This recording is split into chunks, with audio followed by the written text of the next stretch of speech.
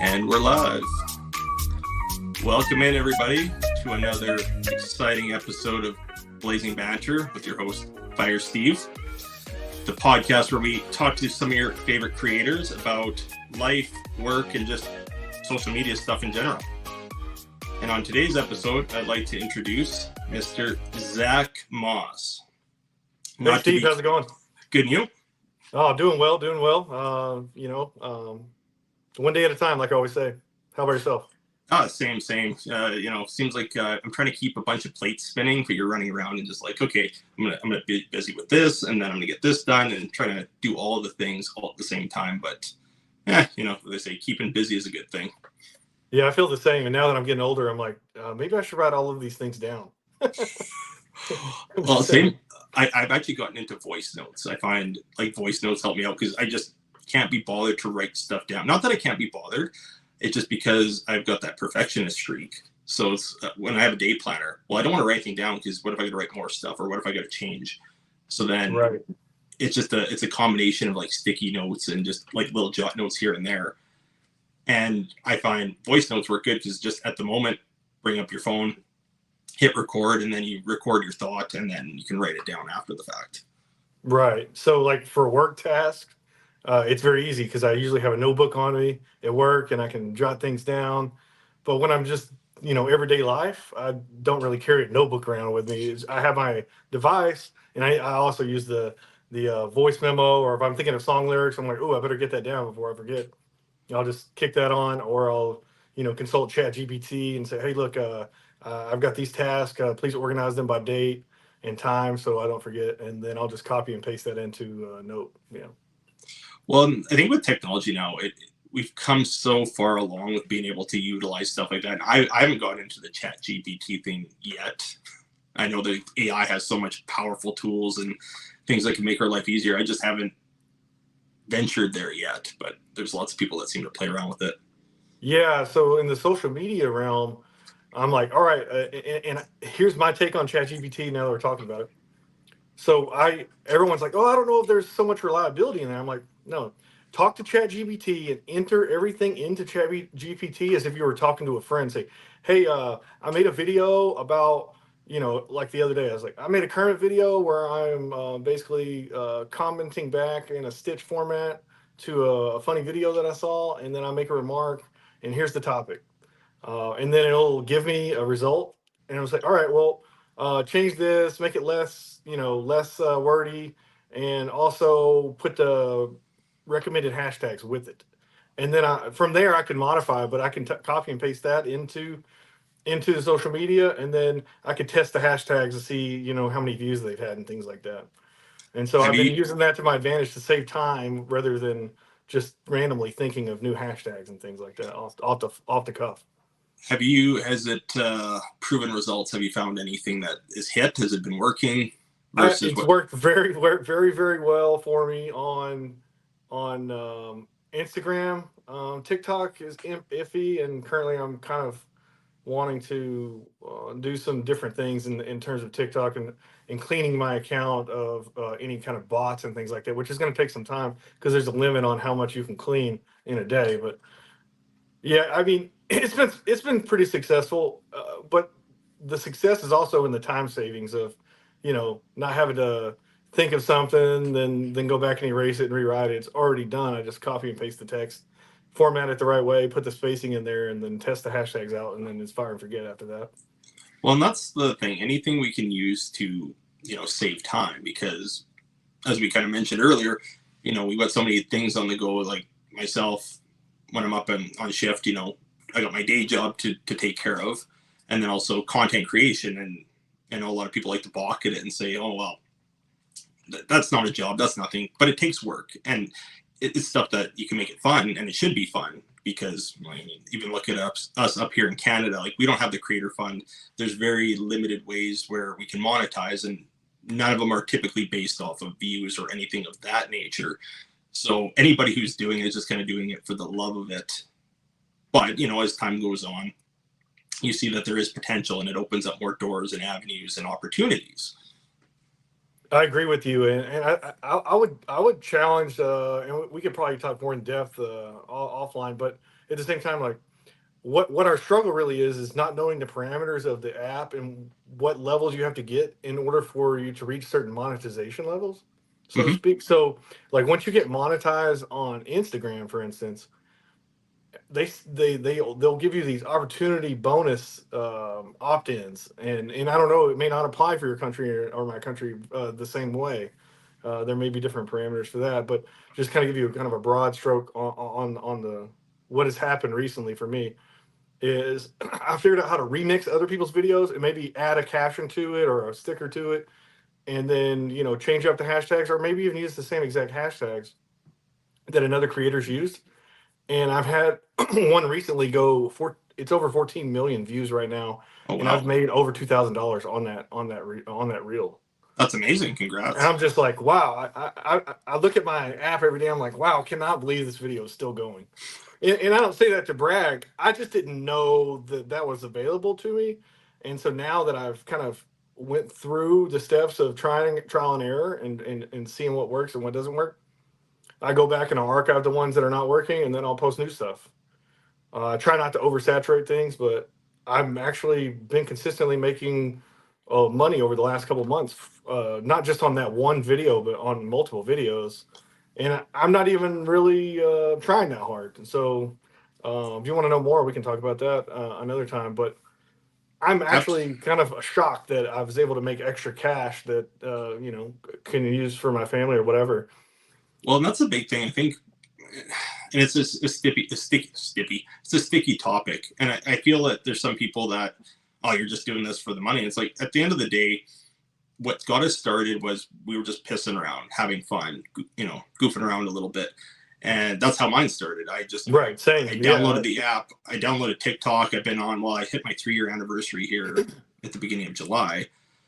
So then, got on and just started. Well, I watched a shit ton of videos, and then I started. Well, I should make something. So then I started getting creative, and it became my creative outlet. But also too, we put a lot of time and effort into this. It takes time to make a video, whether you're stitching, coming up with the idea. So the thought that, over time and being consistent with it, that you can, there could be a light at the end of the tunnel. There could be a reward. There could be some sort of incentive for all the hard work and effort that you've put into your page, your platform, that sort of thing is an amazing thing. And that's why, like, when people get mad in the comments, well, you're just trying to make money off. Well, here's the thing: if it's view based, it doesn't cost you anything. It costs you some engagement, and I feel, and with my interaction with you, you're very appreciative of everybody who comes through. Anytime we've been in a live stream together, anytime we've had any sort of interaction, I think that's the key. If you take it for granted, well, you're kind of an asshole. But if you understand that the people are the ones that got you there, but also too, you've rewarded everyone with entertainment. Yeah, yeah, that's exactly right. I would just add to that, or caveat on what you're saying is that our focus was not the money. That's not what led us there to begin with. So, uh, I know through our interactions, we're not even focused on the money. I don't even think that's the reason we do it. I think it's more of a social thing. We've Mm-hmm. built friendships that could be for forever lasting because we're in the same things. Like you and I, we cross into like even I think we even follow each other on YouTube, Clapper, Instagram. We're both brand ambassadors for a company, but also like once you meet and connect with people, you see how similar we are. Even though we don't do the same exact job or see each other in person, we're actually there's a whole lot of human interaction in these friendships that have developed that we sometimes interact more with people that we've met online than we have with people that are down the street from us or even across the hallway at work or whatever. So Well, you find people you vibe with, and that's the big thing. Is that given the normal course of life, so no social media, me and you wouldn't be having this conversation for a multitude of reasons. The likelihood that we would have crossed paths at any point might have happened, but even if we did, would we have stopped to say hi to each other? Or would have been like, okay, I'm down in the States for some reason, or you're up in Canada, we passed each other at the airport or at a mall. That could right. have happened. But the reason that brought us together is we met through social media. And actually, it was funny because Clappers were originally where we first met, Right. and that was during the last TikTok ban, last talk of the TikTok ban. Because I think I've been on Clapper. It's been over a year. I think maybe a year and a half or something like that. Right. And so, and then I had some people that are like, "Well, you should get Clapper just in case something happens with TikTok." I'm like, "Oh, okay, I'll try it out."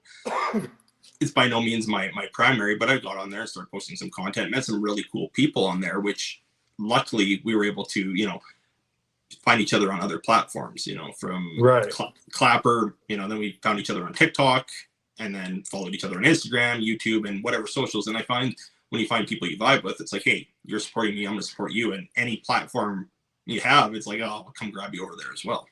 Right. Yeah. And I like that aspect of it because if you stovepipe into one social media platform, you don't get the opportunity to grow in other areas. So, like in the process of figuring out how to get an account to grow on Instagram, it's much different than TikTok and much different than Clapper.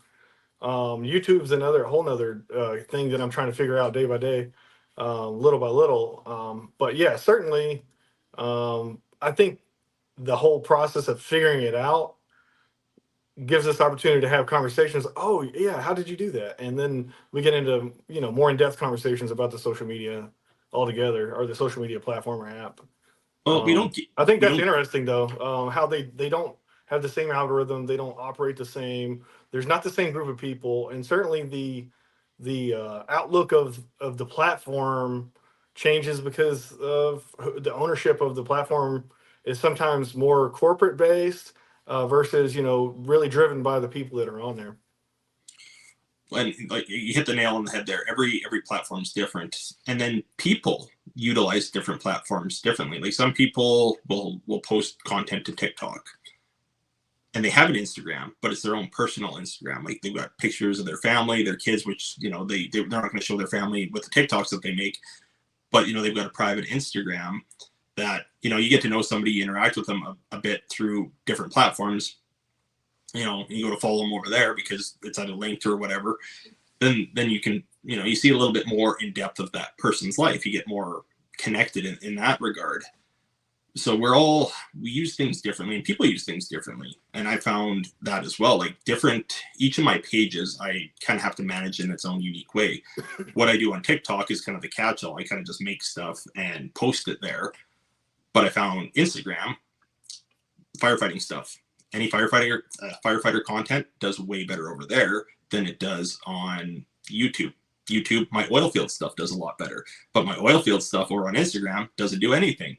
Each one you get a different audience, and it's you find that algorithm, and it finds a spot for you, and the more you kind of stick to that spot, the more it's like, okay, here we're going to push you out to this audience. But also too, I don't know about yourself, but with me, I swirl a lot. I have a lot of different ideas, and I don't have time to make separate pages for every hobby or interest. So I would rather just be like, okay, this is me. So if somebody's following me for firefighter stuff, understand that, hey, I work in the oil field as well. I also, do informational, educational videos, not just comedy stuff. So if you get one, you're going to get all sides of me. Right. Yeah. The only thing that I have separate really is I do have, by the way, I do have a family Instagram account that's private. My personal take on the matter is not everybody needs to see photos of my kids because there's a lot of strange people in the world that don't need to be, looking at every minute detail of my life. Well, one, because I'm in the military, I need to keep some things private. Mm-hmm. And then two, I just don't like putting too much of my kid stuff, and my children out on the internet just because, there's a whole lot of bad people in the world, and I just, you got to protect home. Oh, So, absolutely. And it's protecting your own privacy, and you got to have that space as well. Like for myself, the only social media I have besides like the Fighter Steve stuff is I have my own personal Facebook that I've had for God knows how long. And that's just like, I've had people try to add me off TikTok and stuff like that. And there's lots of people I really get along with. There's people that I, really enjoy chatting with. And I find over time, the more you build that connection, okay, now you get into that friendship stage and say, okay, cool, we can right. interact on that very personal level.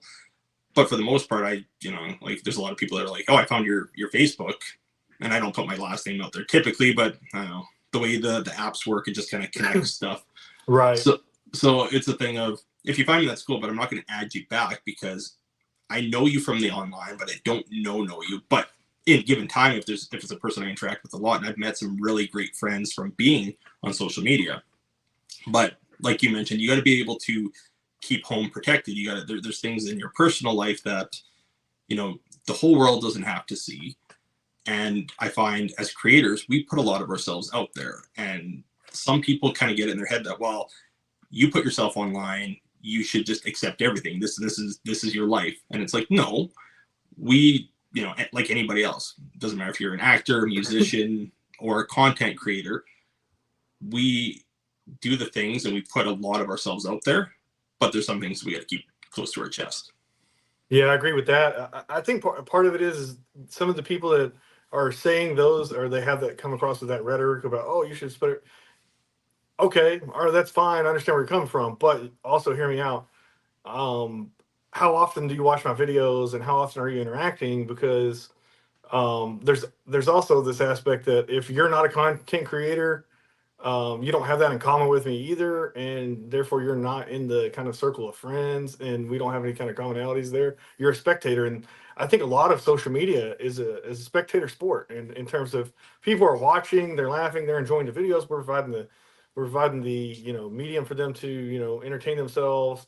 We're being entertained while we're doing it because it's a lot of fun creating content, but there's no reason to add everybody back, and that's kind of an epiphany that I've had recently that if my frustration is that I don't think the people that I'm following back um, is actually benefiting my content, then maybe I need to rethink about how many people I really follow back. Just because, at the end of the day, I've gone through some accounts. And I'm like, oh, you haven't posted a video since 2022. Like, you're probably not active anymore, and maybe I should just unfollow you. But I also don't want to create enemies in that process. So, I guess my way of going about it, how I've approached things if I'm mutuals with somebody online, is typically, unless there's a damn good reason, like unless it's like their content's coming across and it's just like I can't watch this stuff anymore, is the only time I will actively unfollow someone. And typically, because I don't want to be a dick in that right, context, I'll force the unfollow too, unless I know that they really enjoy my stuff. Usually then I'll be like, hey, I'm gonna unfollow you because I just like your content's coming across and it's just bumming me out. It's putting me in a really bad mental space, and we have to be able to protect what we're consuming too. And I find there's a lot of times we'll go into a live and you start chatting with people, and you'll go into a room where there's 6 guest boxes filled, and then you do the whole thing. Oh, yeah, everyone's cool. You're having fun. Okay, I'll add everybody. right. But how much do you really have in common? So you have to kind of work your way through that too. Now, if I'm mutuals with somebody and they're, I don't really interact with them, they don't really interact with me, I'm not going to go and unfollow them unless I go through and realize like, oh, this person was following me and then they unfollowed. The only thing I will do is I'll do the unfollow, refollow, because TikTok can get squirrely. There's people that That's yeah. it'll unfollow people at random, even if the person didn't physically do it themselves. So usually I'll do that, and then I'll wait a day. And if they add me back, or I'll wait like a week, whatever. If they add me back, cool. We're back to Yeah, square one. that definitely happens. And I noticed it, and yeah, I've done the unfollow refollow thing, and then it'll pick me back up, and everything's good.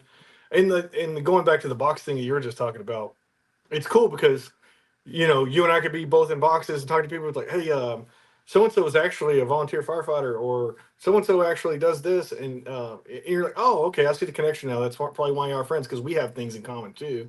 So maybe I'll drop them a follow now and see what they're about, because I can't really physically look at their content while we're in this box, in our whatever conversation at the time, kind of mode there.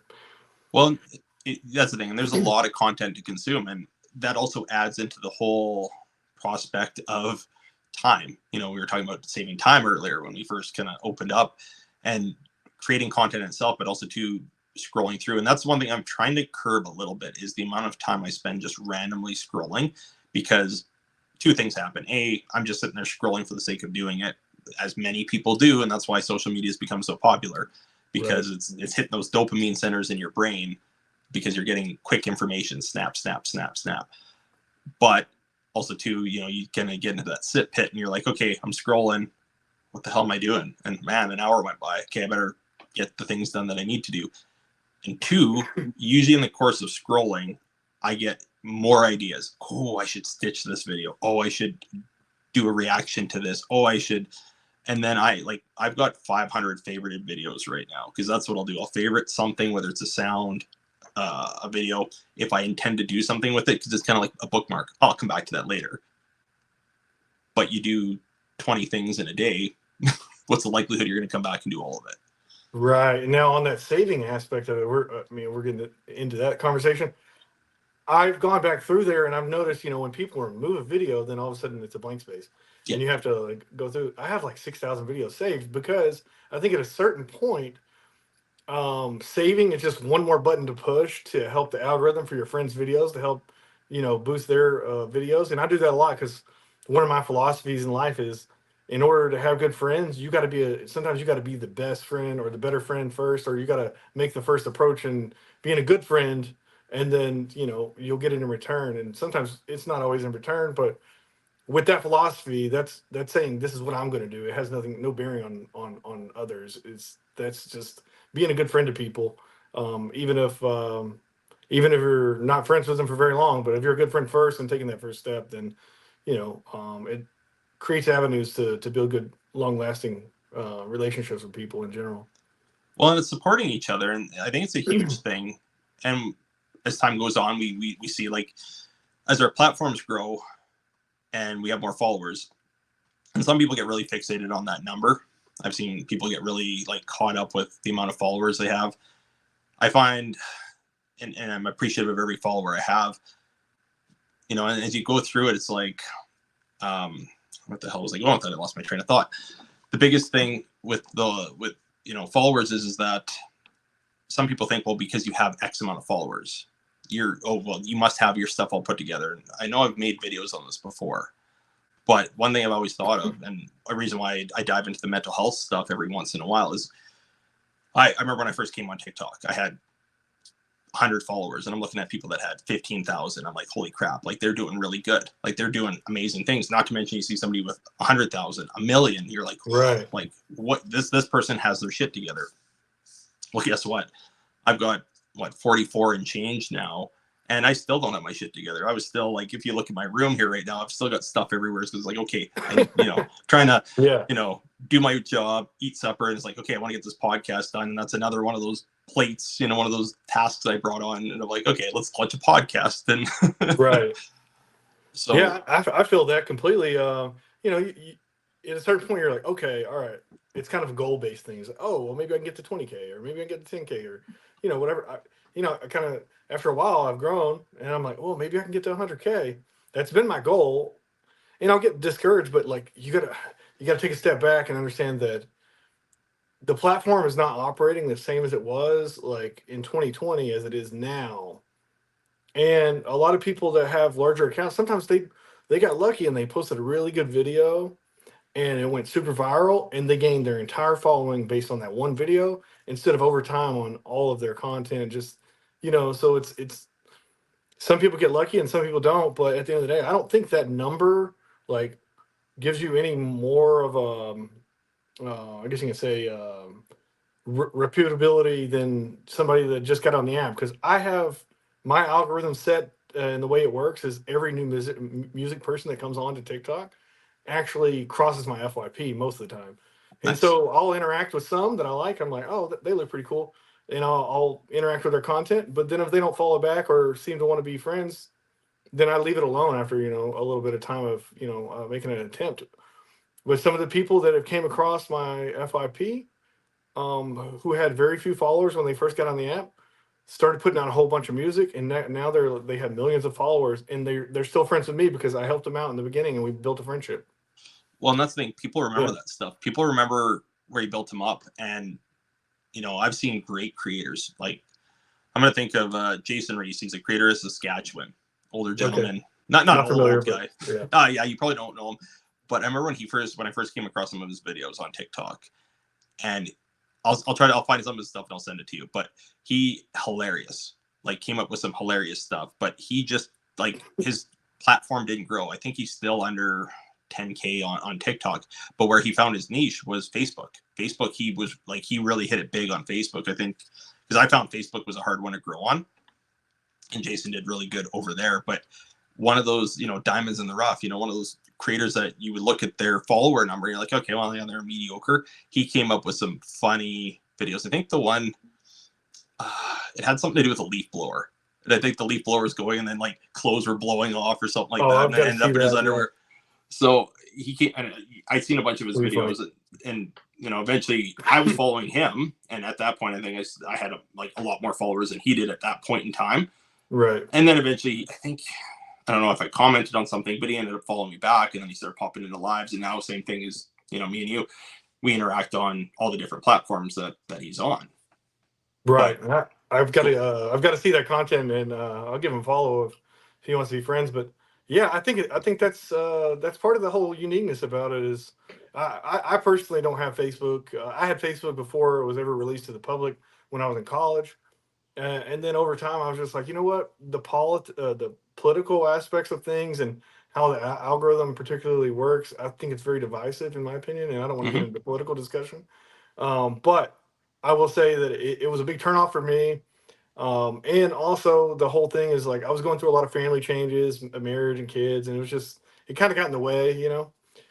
When you're younger, things are not as healthy as they are when you're, older and more mature to handle things and different dynamics and relationships and things. But I think that is so cool how, one app, doesn't really do it for you, but then the next app does it. But that can lead you back to the other app because people are like, "Oh, you're on here too," and then things change. So I think that's really cool and dynamic. And I think one of my overall goals is to try to grow as many social media apps as I can, but not at such a pace to where like I can't keep up with all of it because, like you said, there's some work involved. Well, and that's the big thing. It becomes almost like a full-time job. I've got 3 TikTok accounts because at one point backup accounts were all the rage, and it's Yeah, still yeah. I handy to have have three. one. I have three as well. And one of them, yeah, yeah. Go ahead. Sorry. So when I created the account, so originally I had like my primary Fire Steve account, and then I rigged up a Fired Steve account because my daughter came up with this little quirk. She's like, "Well, if you ever get fired from the fire department, you could be Fired Steve." So that one stuck with me. That's pretty funny. So then I called the backup account Fired Steve, and it was just there in case people were mass reporting my account. Once Right. again, going back into the political side of things, there were some political discussions, and people get their panties in a twist, if you will. So Right. then I got a little thumbs up. Uh, for That's those that are watching on it's a YouTube, native iPhone thing, right? yeah. So I was rigged up the back account just in case, and then nothing happened. So I'm like, hey, whatever, and then started building that. When I created that account, I was posting very similar oil field related comedy, my brand of comedy on the Fired Steve account. I didn't want to be like some of the other backup accounts I seen where it was just reposted shit from their Right. primary. Because then my whole thing was, okay, well, if you're gonna follow one, I want you to follow the other, and reward people with, hey, if you're gonna follow this one, you're gonna see something different. And then it kind of became where I posted more risque humor, like more adult, dirty humor. Because I was like, well, whatever. If the account gets nuked, I still got my main one. Then I just kept building that one, and then I came up with a third one, which was even more political because I just found, actually, it was something that my wife suggested, was that because there's a lot of people I still am mutuals with and associate with online that are very much in that sphere of wanting to talk about their opinions on things. Right. At that time, we were still kind of at the tail end of COVID because I joined TikTok in July of 2021, so it was still a thing. People came to my page, my main page, because I didn't talk about the newsreel. I didn't talk about, COVID. I didn't talk about anything that had to do with the newsreel that was stressing people out. Because at that point, people were fatigued. I know I stopped watching the news because of all that bullshit back in 2021. So the Mhm. big thing was, okay, when I'm having these discussions, when you go live, it notifies everyone, hey, Steve's live. If I'd be in a live talking about the polarizing subjects, people would come in being like, oh, I was expecting to see the turkey hat or the pickle. And Right. they were like, Because okay, well, I don't. they want an escape essentially from everything else that's going on. I mean, I think that's Absolutely. kind of what led a lot of people into content creation is because The lack of human interaction through the COVID and all of the, we don't have to talk in depth on that, but the lack of human interaction on a daily basis, and escaping from dealing with that at the local level, and going to a world where we can actually interact with humans and stay away from the stuff that we're dealing with in the streets every day.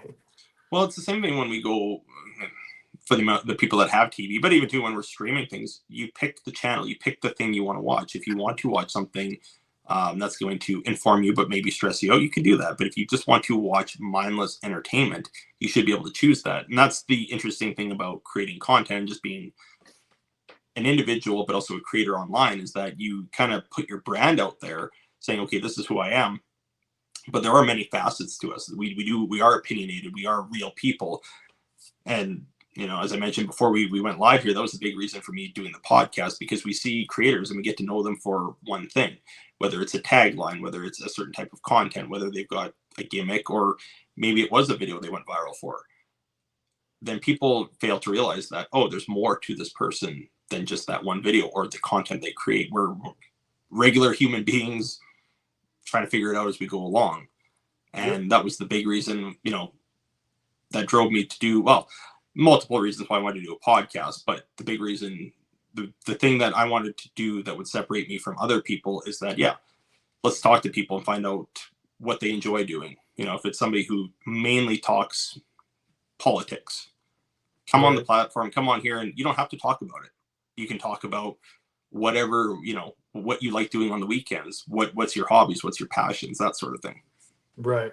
Yeah, break it up a little bit and find out, who people are, what makes them tick. Well, sometimes you learn, oh, I had no idea they had 7 kids, It's like, oh, wow. Their time's pretty divided, but they still manage to put out videos or whatever. So that's pretty cool. Yeah, and there's a lot of different things like we were talking about before we started the podcast was, I think we're both dads. We both, enjoy the social media thing, but we also have professions and work. And I'm sure we also watch sports, and we enjoy communicating with other people and stuff. So there's a lot of different things that we have, commonalities that make us friends versus just acquaintances. But I appreciate you bringing me on to the podcast. For one, it's a new experience for me, and two, I guess there's really 3 things. Two, I've never been on a podcast, so I need to know the mechanics of it, how it works, and what systems you're using, what works, what doesn't work, or what works well, what doesn't work, or what I need to do to you know maybe replicate that and do my own. And then 3, I would say that just to connect and have the conversation outside of a normal live, and get to know you better as well. So I think it serves all 3 purposes very well. Well, and that's the thing. Like, you think of when we go live on TikTok, you've got the chats, you've got other people coming in. It's a nice, I don't know, I'm gonna say intimate experience, because that makes it sound all like, ooh. Yeah, it's a change of pace. I mean, we don't have chat scrolling, so we're not going, oh, wait a second. And then it's almost like squirrel every time, and you're having to address something different versus just maintaining a conversation and see where it goes. But yeah. Well, and that's a cool thing with this platform too, because it does have the capability to go live. Like, we can do live stream podcasts, and at some point I probably will. For now, it's like, I just want to get some episodes under my belt, kind of get things rolling. And I know I'm a perfectionist. Yeah, And same. Yeah. So I like, keep messing with my hat. I'm like, ugh, it's the mirror screen thing. But go ahead. Sorry. I get it, because we get so accustomed to, yeah, TikToks where it's like, okay, everything is already mirrored, and here it's actually the proper way. So if I'm going to point to you, I'm going to point to that way. Not Right. it feels Oh, wait. Yeah, you're it, actually over there. Yeah. it feels unnatural. But yeah, that was once again, squirrel. Okay, perfectionism. That's where I was going with it. And like we talked about before, because when I launch these things, unless there's an absolutely reason, let's say we have a huge technical difficulty, which we did have at the onset, we had to like Right. reset the whole thing. Right. But unless there's a huge technical difficulty, or maybe it's a thing of a guest comes on and we're just chatting away, and then we finish the broadcast, and you're like, oh shit, I said something, I really don't want to put that out there. Then, like I said, that's kind of stuff like that I'll go in and like trim up and Right. what have you. But the big thing for me is I like it just the ums and the uhs, and yeah, that this is natural. This is what we're doing. This is people, because it makes it easier for the editing process. It makes it way easier if I can just pull the podcast as one solid lump and then put it on YouTube and then import it into my RSS, which will push it to Spotify, Apple, and a bunch of other podcast directories as well. That's And awesome. before we move on, I'll just do a quick plug. So yeah, the podcast is available on YouTube. If you want to see the video feed, you can see our beautiful faces wearing our Range 22 hats backwards. Shout out to Zach Cross and my thumbs up. There we go. You get to see the thumbs up in the video feed. But obviously, if Spotify, Apple, listening to the audio podcast, that's awesome. The whole reason for doing this podcast was, hey, give somebody something to listen to, whether you're on a drive, cleaning your house. Just lets you be part of that conversation, kind of a fly on the wall, if you will. So I appreciate all the support on all the platforms, and also too, if you're watching it on YouTube, give the video a like, throw some comments, helps boost the video and engagement a little bit. But anyway, as we were saying, the being able to take the podcast as a solid thing and just pull it down makes it way simpler on the editing process. But the big thing for me is it's organic, and I don't know about yourself, but when I got onto social media, I mean, I was socially awkward. I can still be socially awkward, but it helped with my public speaking. I feel like I've gotten a lot better at public speaking now than where I was 3 years ago. Right. No, I think it certainly does that for sure. I mean, part of my job, being a military officer, is having to speak in front of people. That's a different setting, though. You know what I mean? You know your audience. It's awkward when you're talking. You feel like at first, at least I know I did. You feel like you're just talking to your phone. You're like, if someone was watching me right now, they probably just think I'm crazy because I'm sitting here talking to my phone. They don't realize that there's a bunch of people on the other side of the screen that are actually listening in. So there's that dynamic of it's different and your audience is different, and you want to be politically correct, but you also you got to figure out what works and how the app works and how the chat works, and oh, by the way, I might need a moderator because somebody might come in here saying something off topic that I don't want to talk about, and certainly nobody else does either. And so you got to kind of mitigate some of those little ankle biter type situations as well. So overall, I think it does really increase your ability to speak in public, talk to other people, connect with other people, be relatable. Like you said, the raw podcasting aspect of it is the fact that we're human, and yeah, I am going to cough, and sometimes accidentally cut you off, or you cut me off, or because Yep. we're thinking in the right direction of the conversation, but oh yeah, you reminded me of something. I want to get a sentence in or whatever. But at the end of the day, I think it's a great way to connect with people, and it provides a way to put more information out there that you might not discuss in length during a 10-minute TikTok while you're waiting on lunch or whatever. Well, and the big thing too, and you touched on a few good topics there as well. The whole recording thing. So yeah, you feel awkward. I'll make some unhinged stuff. Like I'll make some hilarious TikToks where I'll sit back and I'll be like, I can't believe I did that. The one I still can't believe I did a Christmas thing to the was it Ariana Grande or something like that. Anyway, I came out dressed in wrapping paper. Oh yeah, I think I remember that actually. Yeah, that was my 5,000 follower video, and I think I reposted it. But that's one of those ones where I'm like, I can't believe I freaking did that. But do you think I could do like just a normal talking video, or even just some of my silly stuff at home in front of my wife and kids? It's like, can you guys leave? Can you leave the room while I make my TikTok? Because it feels awkward. It does. right, exactly.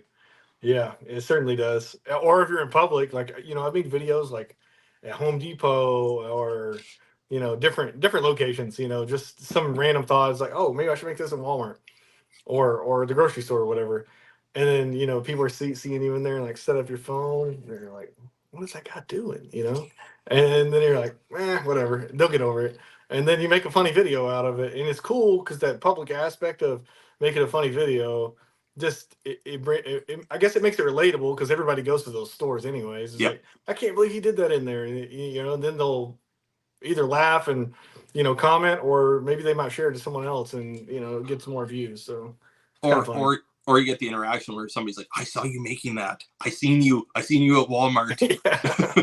I'm pretty sure that was you. Especially like for those people that go in there and they ask the Walmart counter to call out their family's name over the intercom, and they say something ridiculous that is very funny, but they don't realize it, and then they actually say it over the intercom, and then once they say it over the intercom in the loudspeaker, they realize, oh, maybe I shouldn't have said that. Well, I did a few, and actually the one I remember, we were at Costco. So we're at Costco, and they were having a sale on Finish dishwasher tabs. So I had the idea in my head. I'm like, okay. And long story short, and I'll get into what the video was about, but long story short, I chickened out, and my wife made fun of me. She's like, chicken. I ended up doing it at Walmart a little while later because there's just too many people around Costco. And I'm like, I'm not doing this. So the whole thing was, hey, they're having a sale on, hey, finish for your dishwasher. I too like to finish in my dishwasher. But yeah, like trying to record that, like, you know, there's, you know, a family walking around, or you get some elderly couple strolling by, and it's like, even younger people too. It's like, I'm sure they'll get a kick out of this, but if they don't, I'm gonna get the worst looks walking through the store. And it's like, right, yeah. Last thing I want to do is have somebody over there going, "What did you just say in front of me?" Yeah, he's like, "No, no." Then you have to explain yourself. But I've never encountered any situations like that. But I mean, I'm sure it happens out there in content creation land, so to speak. Well, you get some people that are pretty crazy and pretty, you know, crass on things too. You know, you think of even to the latest trend, you know, the whole Hawk 2 girl. Oh yeah, that was an interview outside of a nightclub or a bar, and I think it was actually in the streets of like Nashville. Yeah, like on the strip or whatever. Yeah. And there's some people that do that.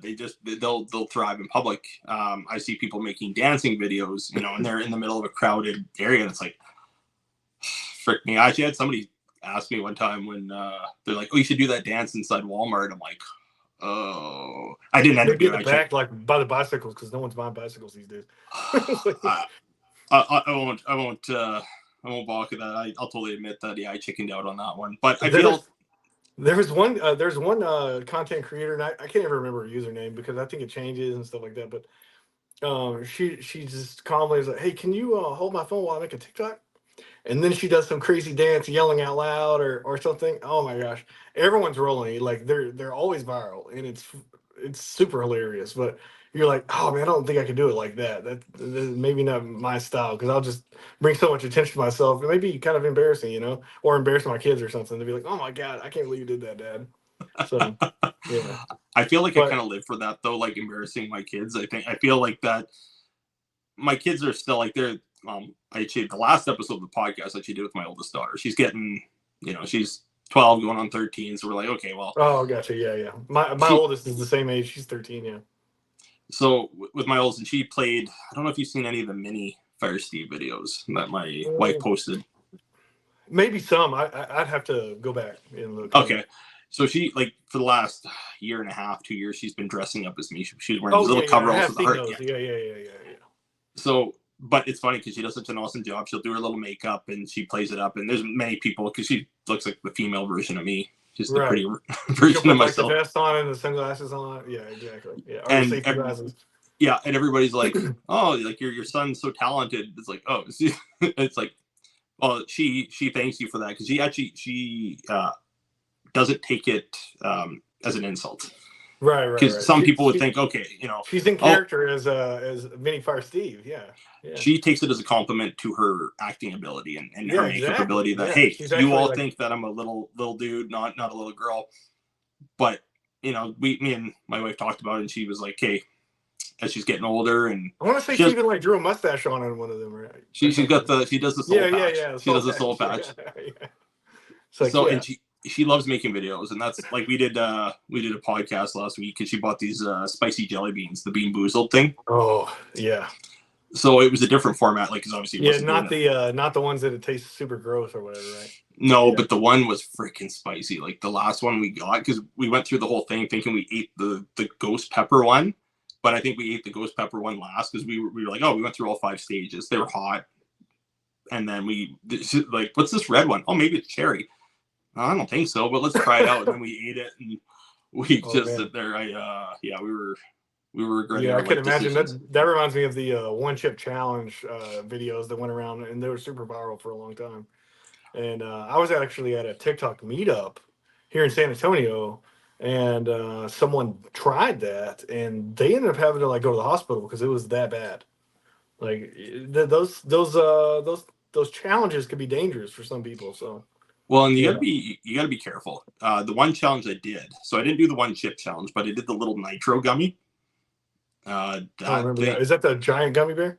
No, it's just a little Oh, it was the tiny. hot one, but it's like in its own package. Like it's only one standalone gummy bear. It's like, you need to have gloves on when you handle this because you don't want to touch your face type situation. But That's exactly what we did. So I bought two of them because this little specialty candy shop that we have at home had them in. So I'm like, okay, let's pick it up. And I picked up one for myself and one for my wife. But then I'm like, yeah, this is probably not a good thing for you. So my dad came over for, actually, it was his birthday. I'm like, hey, Dad, you want to try this thing out with me? And he's like, okay. So we did we did the little nitro challenge. It did, like, you think it's going to taste like cinnamon. Like, you think it's going to have that cinnamon flavor as most hot things do. right. It just tasted like pure fire. Like, once you start chewing it, like, it didn't really have a flavor. But once your saliva started breaking down the gummy bear, it was just like your saliva turned to lava. And like I actually got the whole video. I My couldn't dad wasn't imagine. on camera, but I posted the whole video to YouTube because you got to eat it and then 5 minutes, or you got to last 5 minutes without drinking milk or anything to that Oh effect. yeah, for the challenge. Yeah, yeah, So, uh, yeah. yeah, it was. It could have been worse, but at the same time too, I can see where, if you have any health issues or anything like that, it's probably not the best Right. thing to Yeah, I do have a couple because like esophagus issues and stuff. Really bad acid reflux and stuff like that. So if I did that, it would really kind of upset me a lot. So, but I mean, still fun to watch those videos. But I just don't think I'm just gonna volunteer myself to do that. Like, yeah. the things we do for reviews though, I think challenging ourselves, and I've always been one to like eat spicier things, but everyone finds their way, right? Everybody finds the thing that they Right. like to do and try out. Like, there's different challenges, Yeah, it doesn't always I'm have. like not supposed to eat certain, too spicy stuff all the time, but I still, have my own, I love Mexican food, so I'm gonna eat a lot of chips and salsa when I go to the Mexican restaurant, and I'm probably gonna add jalapenos to any kind of cheese dip that I use or queso or whatever. So yeah, sorry, go ahead. No, it's good stuff, and I'm the same. Taco Tuesday, which will be, well, actually, for everybody listening, it's Taco Tuesday right now. That'd be Right. tomorrow for us. I don't know, Yeah. like, No. I came up with Well, it's Tuesday as Tuesday opposed. tomorrow, but are you on the same time zone as me or no? Which well, I'm eight I'm on fifty three. Central. Okay, I'm Mountain. So you're an hour. You're going on 10 o'clock, and I'm going on 9. Gotcha. Okay. Yeah. So we're an hour difference there. Not bad. But no, and I mean, being in the U.S., unless you're like in Hawaii or Alaska, actually, well, yeah, Alaska's a little bit. I think I went on live with somebody from like Anchorage one time, and I think there was like a 3 hour time difference. Right. Yeah. They're on that Pacific, or maybe even whatever's on the other side. Yeah. I guess Pacific probably. Well, No. yeah, No. well, Maybe they're no, even no, offset of that actually. they're definitely I offset don't of know what that the because time zone's called, to be honest. I'd have to look that up. somebody can let So us know. don't quote me on that one. I have to, yeah.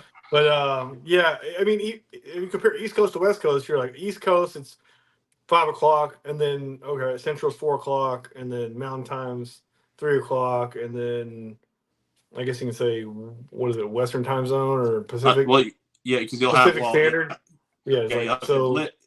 It's like people are eating dinner and lunch. You know what I mean? Like they're just finishing up lunch and they're eating dinner. So it's not that bad. I mean, it's not like a huge stretch, but you get It's outside of not. that window of East Coast and West Coast, which it applies for you too, because we're in this kind of the same corridor in terms of time zones.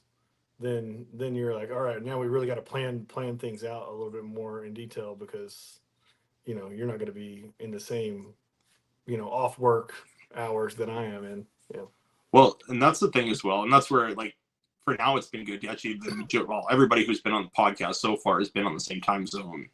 Yeah, everybody's been on the same time zone because first guy was from Saskatchewan, and actually his name is Zach as well. Sask Rescue Guys' handle. He came, actually, he was passing through where I work to work on the local fire department's rescue tools. He 3D Right. printed me this bad boy right here. What? That is awesome. Yeah, and you're kind of freezing up a little bit, but check that out. It's even got like a little shovel, It's or is it an axe? no, it's spreaders. Like it's a rescue tool. Oh, okay. It's like a Jaws of Life type thing. Yeah, Jaws of Life. There you go. Gotcha. That's Yeah, yeah. awesome, though. So He yeah, took the time to do that. That's it's like just like admiring a friend is like a token of appreciation and showing giving a little something, a token of a memento to say, hey, dude, love you, man. I took time out of my day to 3D print this, and I got it right the first time. well, and that was the thing. He had the idea. He's like, I got a 3D printer because he was making. He made little rescue tools because he went down to FDIC, which is the firefighter conference in Chicago. So he made a whole bunch of like little rescue tools because that's his job. He works on the Jaws of Life. So Oh, gotcha. he took a bunch of mini things and he was giving them out as he was going around FDIC.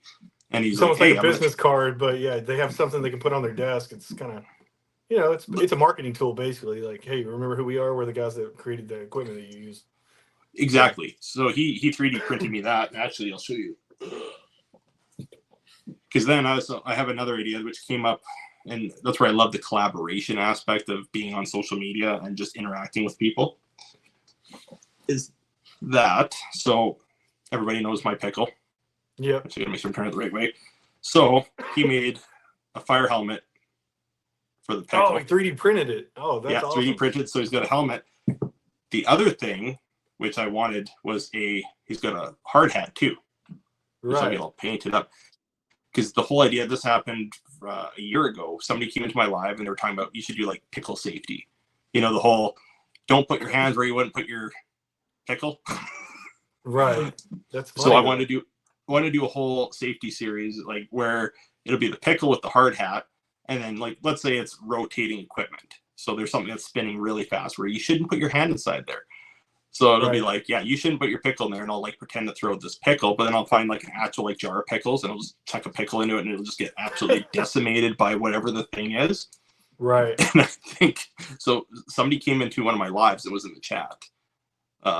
It was Candy. She's from Saskatchewan, and she came in and she's like, "This, hey, what about this idea?" I'm like, "That's great. I got to remember that."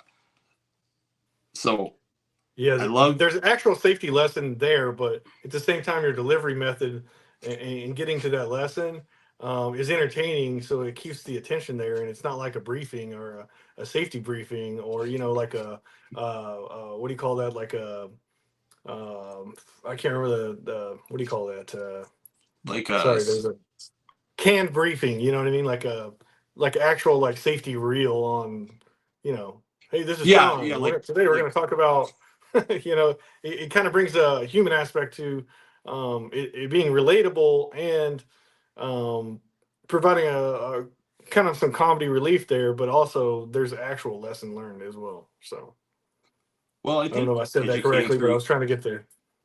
No, you definitely got there, and that's the thing. Yeah. I think you think of like a safety briefing, and it's like actually there was that one TikTok or there was that one Like training those audio mandatory briefings that we all have to go through when we're learning stuff the first time. You're like, oh man, they could have done such a better job. This is horrible. There was that one audio that was floating around TikTok for a while where it's like, it's the weekend and here's your safety briefing. If you're going to go out, don't get too out of control. And if you get out of control, don't get yourself in jail. But if you end up in jail, make sure you, exert dominant or establish dominance quickly. Quickly. Right. Don't add to the population. Don't take away from the population. Have a safe weekend. Yeah, exactly. Yeah, it gets the point across. It's a reminder. People understand what you're saying, and chances are they're probably going to remember that better than they would, a boring briefing, with no, no comedy in there or anything like that. Well, if you think of when you're having the briefings, I look at oil field, and I'm sure the military is really the same way. It's at the beginning of the day. People are still waking up, kind of getting themselves going type deal. So you need something that's going to get people going, get people motivated a little bit. And if you're, okay, watch your pinch points, make sure you don't point the rifle at yourself, you're going through your safety topics and you're droning on about it and you're not passionate about it.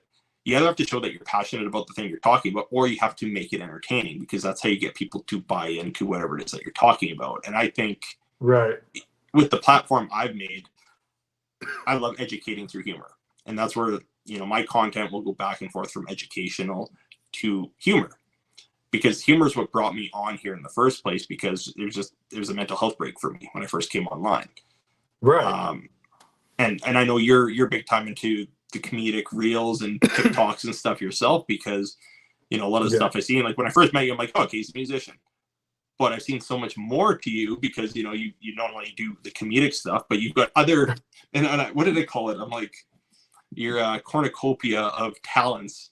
Right. I forget what I messaged you when you were asking what the podcast was. Right. I was like, yeah, which direction are we going to go with this? I was like, what topics we're going to cover? He's like, well, I'd like to see where it goes. Just general conversation with a few godstones, but generally, just show up with your your personality and your many talents of music and comedy, but also your Kermit stuff too, which is funny. But there's one point you just made though.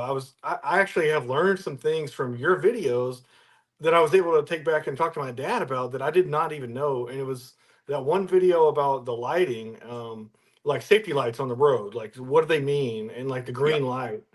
I've never heard that. And I asked my dad, he's never really heard that either before. And so, like, or maybe he agreed, but he's like, yeah, not very often, but it may be different for you guys than other municipalities or locations. Well, So, depending on, that was the cool thing about that video too, because there was a lot of people. It actually, like, it didn't blow up big, but it's one of those videos that just kept chugging along, and it still get some likes, and it'll still get the odd comment and some engagement. But the cool right. thing is that here in Alberta specifically, yeah, what the green emergency light stands for is it's a volunteer firefighter responding to the fire hall.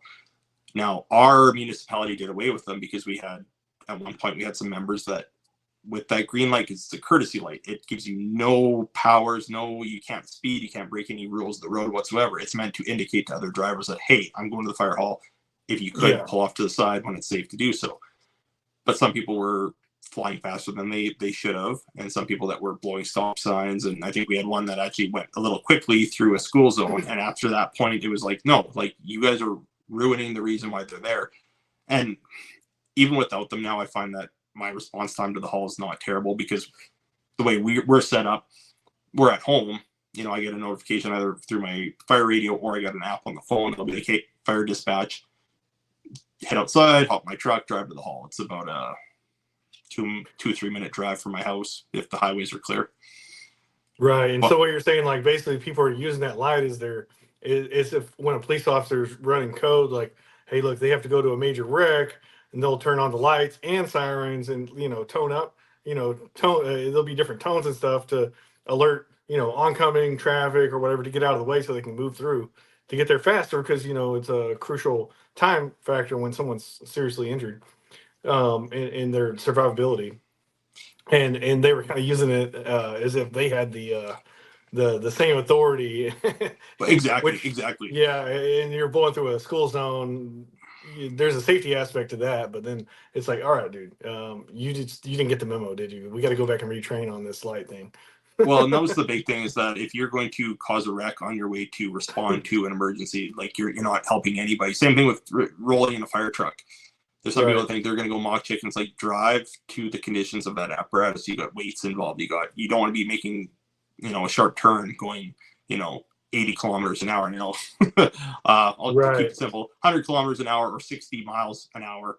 You don't want to be making a sharp turn going that fast, because you'll roll Yeah, the truck. your clearance and your view is different than a regular motor vehicle. So And it's also, like, here in Canada anyway, it's the sirens that actually give the emergency vehicles the authority to drive faster, go through, like, rolling stop signs. Lights alone doesn't do it. But what was right. interesting about that video was that, yeah, different jurisdictions, there's some places that the green light means that's whoever's in command of that emergency scene. There's some jurisdictions where their volunteers have red lights in their vehicles. It just depends on where you're at, but it opened up that conversation to people. I had people commenting not only from Canada, but the US as well, and also New Zealand. Oh wow, okay. And they had the same protocol with the light or Different. similar. Green, yeah, green wasn't, green was something completely different for them. And I can't remember off the top of my head right now, but it meant something different. Yeah, So green different. is not one of the colors generally. That's why I didn't recall it. That's why I asked my dad. I was like, "Have you ever seen that before?" Because he's a police chief, but Like, I don't recall that. Now, what it did also bring reminiscence of to me was the fact that in some neighborhoods, especially if you live on a military base, um, people will change their porch light to green. It's like veteran. That means a veteran lives there, basically. Like, Oh, okay. it's kind of awareness, especially during times like Fourth of July and stuff like that. People use it in that manner too, I think. But don't quote me on that. But that's just what I've seen. Maybe not the same everywhere, but Well, that's the thing. You get yeah. things that are That was regional. an You get things. interesting video though, because people don't really take time out to think about these things, because when we see emergency vehicles, we're either dealing with an emergency ourselves, so we're not concerned with it, and or we're just moving out of the way and we're still trying to get to where we were going anyway. So yeah. Well, and I think the big thing was because there was another guy who lives in Alberta here that commented on my video, and I like doing video responses to comments because then it gives me something to work off of. I find it's easier to answer a question than just start talking. Like sometimes I find making a video, if you have something to kind of work off of, it's like, okay, cool. That's where I like doing stitches, because somebody said something. Okay, now I'm going to build off what they're saying. I've definitely gotten better over time with just being like, Right. okay, here's what I'm talking about today. But in that one in particular, I think he was running into issues where, hey, people don't understand what this means. Because even in our driver training, like when I went and did my driver training when I was younger, there was no mention of what the green light was whatsoever. Yeah, it was like the forgotten thing because it was just an understood thing by everyone else. They didn't even think that needed to be there or what it signified.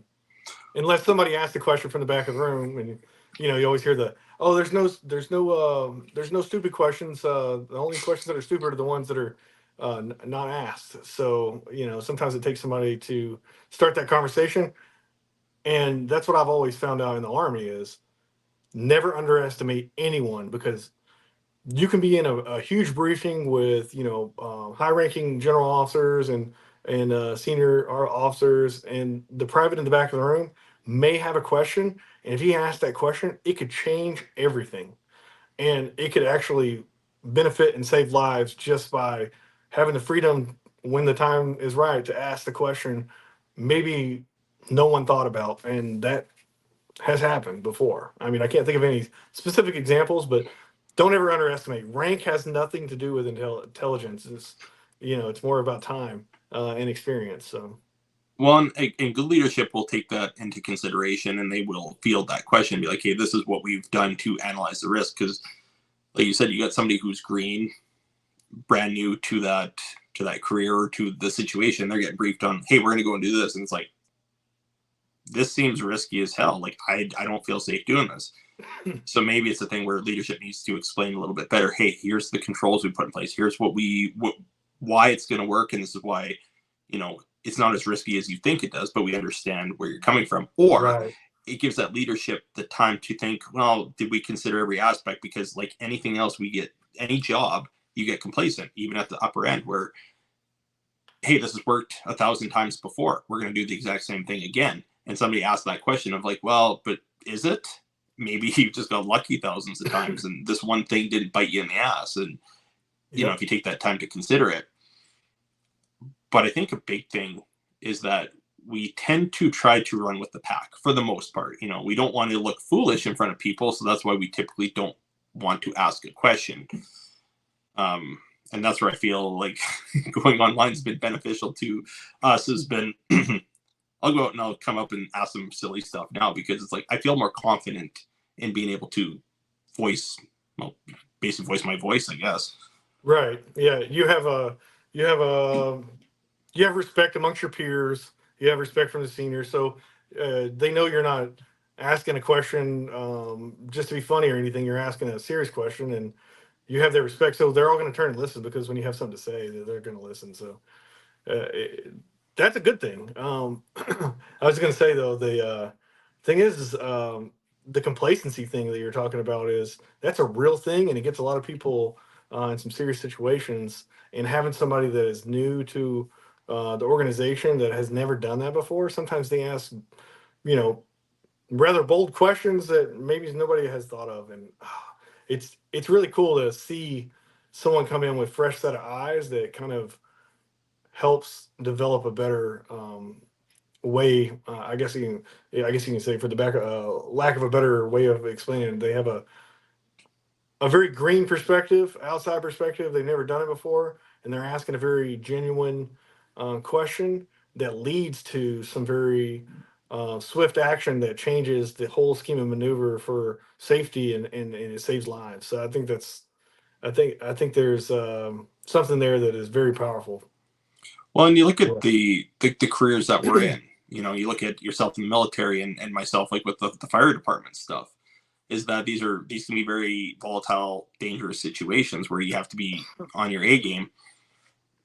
And even too, like where I experienced a lot of this too is in the oil field. So working industrial stuff, there's a lot of big equipment. What ends up happening, and I talked about this with Safety Girl Tanya a couple weeks ago, was the where people are at most at risk. Now, when you get somebody who comes in green, like they're at a level of risk, and then you get to about the 5 year mark, and you're probably the safest you're going to be. But then after that 5 6 year mark, you get more dangerous because you start getting complacent. I've done the same thing. Been doing this for 10 years. You know how many old boys have been like, I've been doing this for 20 years. Nothing ever bad's ever happened to me. It's like, yeah, yet. You know it. Right. We get complacent in those things. So having that fresh set of eyes come in and be like, hey, why are we doing it this way? And sometimes it's just asking that question, and it's on the people that have been there longer to be like, okay, let's take this into consideration, and either, hey, talk to the person about why we know this is going to work, or B, consider it and consider a shift. Right. Yeah, no, I agree with that. And things that you trust yourself doing, and if you don't fully explain it for someone else and that has never done it before, and you're not there to supervise or kind of coach it. Yeah, I always say, and this is something that stuck with me in my entire career, is information versus control. I don't, if I'm present with you, uh, consider me in the know. But if I'm like out doing something else or I'm at a meeting, back brief me on what happened, or different, give me the rundown on what happened, because I wasn't there, and because I'm not there. Yeah, I can't put any controls in place if I'm not there. But if you give me the rundown and kind of give me the scope of everything that happened, then I'll at least be able to consider certain things and make a decision point if I need to. But if not, that's fine. I just sometimes I don't need a back brief if I'm there, is what I'm saying. And if I'm there, then I'm seeing it firsthand account. So I don't really need an You don't need to explanation for run. everything. Yeah, Yeah, you don't. exactly. Yeah, you don't need that. You don't need that full rundown. But Right, that's those exactly. interesting things, and I think that's the thing that's attracted me to the fire services. We're very paramilitary in that it's that same kind of structure, and I like that structured approach to things. You've got somebody, you get to your layers, and you report to the next person above you, and you don't Right. hop skip. So like for us, okay, if I'm working under a incident commander, or let's say I've got a captain's in charge of that fire scene, or they're part of my in charge of my platoon, I'm on the end. They ask me to do something. Now, if the fire chief shows up and this is a big incident, he comes up to me and says, well, I need you to go do this. Well, you don't go do that, even though, yeah, it's like crap, this is the most high ranking person here at this point in time. The person who's directly supervising me has no idea that now I've gone off to go do something else. So it's having that layering and being able to, have that effective communication. You can have, side combos, but for the most part, when it comes to directing and observing work and stuff like that, it should be following that chain of command. Yeah, and then they're going to delegate certain tasks away from you, so you can observe, the bigger picture and take a step back and kind of you know, um, manage the larger picture of things that are going on, because it's not just one mission. There may be multiple missions going on at the same time. But the paramilitary conversation there is the uniform thing, and the way we conduct business kind of mitigates a lot of risk, because we always know where certain things are going to be, and they're always going to be labeled. It, because it's not, we don't have OSHA coming in to do inspections. Usually we're doing all internal inspections, because it's part of it's already a built-in system for us to inspect our own and all of those things. And yeah, of course, maybe some third-party agencies will come in and look at it too, but they're still wearing the same uniform. It's not like a complete third-party group coming in to inspect, army units. It's another set of soldiers from a different organization coming to inspect. Somebody who's been So through it, somebody who yeah, it's like if understands. we do like staff assisted visits and looking at policies, procedures, safety, a number of things, right? Supply, um, it's people that have the same type of experience and they know what right looks like, and we're just basically showing them our dress right dress, ducks in a row, and if we miss something, it's a conversation. Oh, you could have done this better.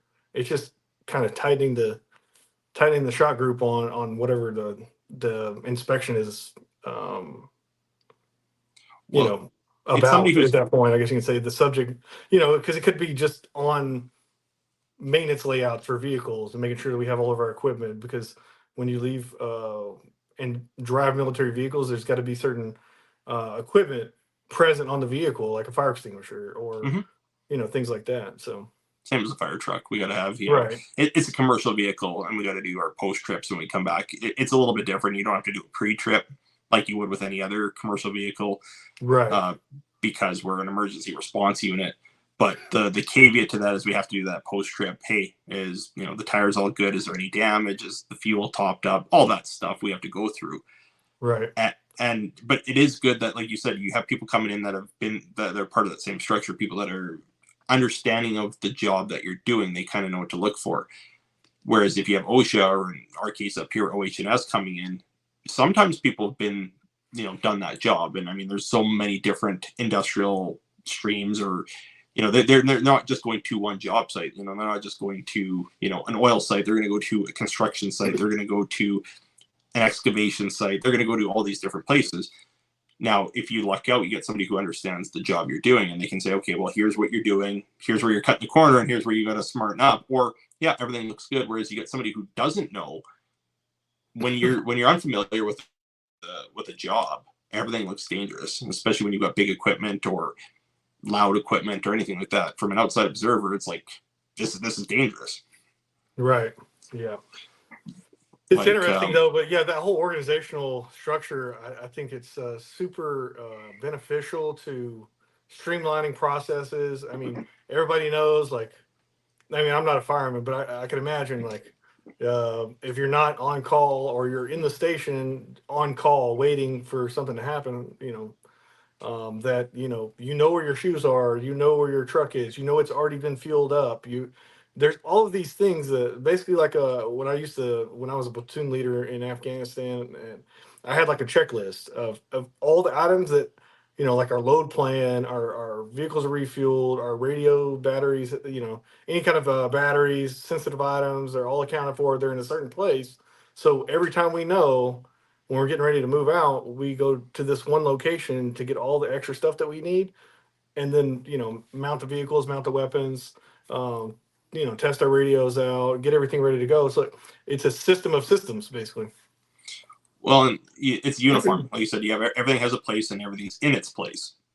Right. And even as far as the structure of things, everybody has a job to do. Everybody's trained on what they need to do, and that's where our structure is very similar. Now, I don't know if you guys run a form of ICS or if it's something like that. Like we run, it's something that's kind of homogenized between the emergency services here in Canada, is the incident command system. And I think I want to say it does branch into the US as well, but I don't know to what degree.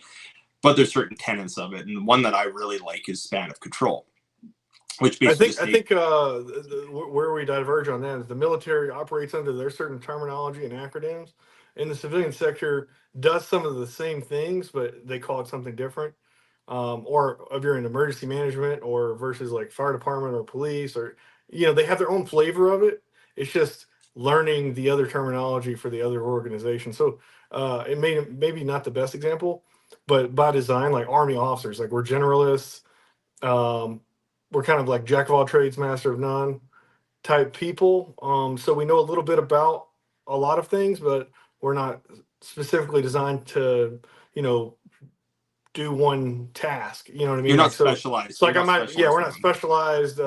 I'm not a maintainer of a vehicle, but I know a lot about maintenance and the maintenance schedule, and time it takes to get parts in, and predictability on operational rating of the commander's operational rating of we want to maintain 98% or above. So that means we don't want to have a bunch of vehicles that are down and not able to move out. Um, and y'all may call it something different. It's about readiness and being able to shoot, move, and communicate. And a lot of that planning has to do with logistics and trying to stock or at least keep certain spare parts that that are going to break. Um, to the side in case you need them. That way you can, make a quick fix and move out. But that whole thing, and I can't remember the exact term that we stopped on or what I was saying, but I think I was going with the fact that I know what you're talking about, and you probably know what I'm talking about. Maybe not everyone else knows what we're talking about, but your systems are probably very similar, and the structure is very similar. We just call it different things. And I guess the example I was going to go to that's kind of not military would be the fact that you have these people that are project management, and there's actual college courses on like PMP, project management, basic knowledge, skills, and all these things. They have a certain terminology.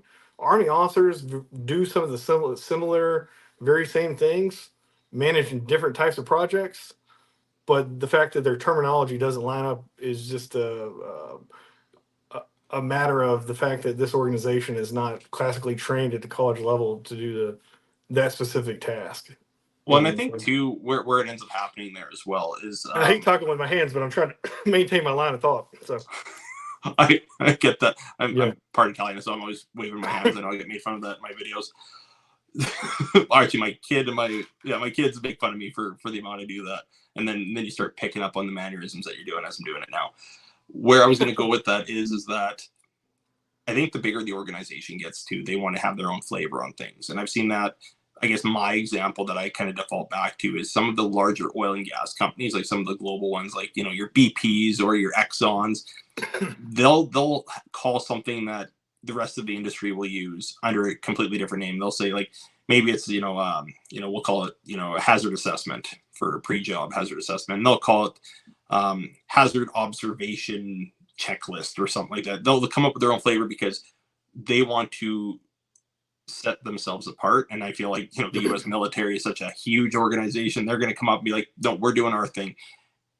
And also too, the amount of collaboration with other agencies. So with us here, the big thing is you've got a lot of smaller fire departments. You've got a lot of different interagency stuff, and it got to a point where, going back to ICS, like just terminology and calling things. Like when I first joined the fire department, we called our water truck, like our water tanker, we called it a tanker. Now the terminology is tender. It's a water tender. If you order a tanker, you're calling in a water bomber. No, you're calling it a water bomber. See, I was thinking fuel, and I understood the tender thing because your distribution of water type thing versus tanker is more of it could be multiple things, but like a water tanker, we call it like if I was just going to take a big thing of water out to a training area, it would be a water buffalo, and then there's like blivets. If we're sling loading it, it's different, but like tankers or tanks are usually holding fuel. And and so like I could see that too. But yeah, you're dealing in water though, so yeah. yeah, I mean, But you also have a fuel requirement too though. So absolutely. So there's certain things where you have to get to know that terminology, and it's also where are you operating. So there's been a lot of times where they're trying to eliminate that confusion, especially when there's interagency stuff. But I feel like when you get especially into if you go crossover into anything to do with aviation has different terminology than anything ground. Yeah. So yeah. yeah. And they're pretty sticky with their stuff, and I think that's where we kind of had to adopt, because like on the wildfire side of things, it's air tanker. Like if you're calling for a tanker, you're calling in I think the tankers are your retardant drops. So like when they paint those red lines, chemical, it's chemical stuff in there. So it's also kind of signifying this has already been done or this hasn't already been done. We need to go hit, or kind of cordoning off an area of saying, hey, we're gonna, envelop the fire into a certain sector and try to keep it going, due east because there's a building right there, or homes that, what I mean, like you're trying to move you're trying directional with it. Yeah, you're trying to, like, if you can inhibit that fire, and that's what it does. It basically creates a coating on the leaves and the vegetation. It's a non-toxic thing, so once it rains, it'll wash all that stuff away. Right. But I think most and the technology is always improving too. But the big thing is that it will inhibit that fire reaction. Now, some of these larger wildfires that we've dealt with out here, they get so large, and it's those embers, and they're launching kilometers or miles ahead of the fire. And that's I was looking at it from more of I guess I was looking at it from more of maybe that red also helps the people that are in the air see exactly where they're laying down the water versus. I mean, maybe correct me if I'm wrong, but I always look at it like, oh, that's to help them. Either there's a chemical in there that is helping more with the fire part of it to not spread, and or it had a signifier for people in the air that are not on the ground. They can't see it as well. Well, and it is a visual indicator that, hey, this has got, you know, retardant on it. It's going to inhibit that fire growth. And we had actually, when I was on a big wildfire back in 2019, and they're not supposed to drop on homes, but there was one, like we were dealing with this massive wildfire. It was rolling into this remote community, and yeah, by the time we left there, the siding and the roof of that house was just red, but it didn't burn. It didn't burn, so Right. Yeah. it So the risk was mitigated, right? It's like, yeah, job accomplished, but it looks like the Kool-Aid man paid a visit. yeah, I think the government bought them new siding and paid for the cleanup or whatever. But it was, yeah, it definitely helped. But it's interesting, like you said, going into the whole terminology thing, and things are very similar in structure, but you're gonna have those differences, and that's what's cool about talking about things as well, is that's how you learn and grow and get to know things. Right.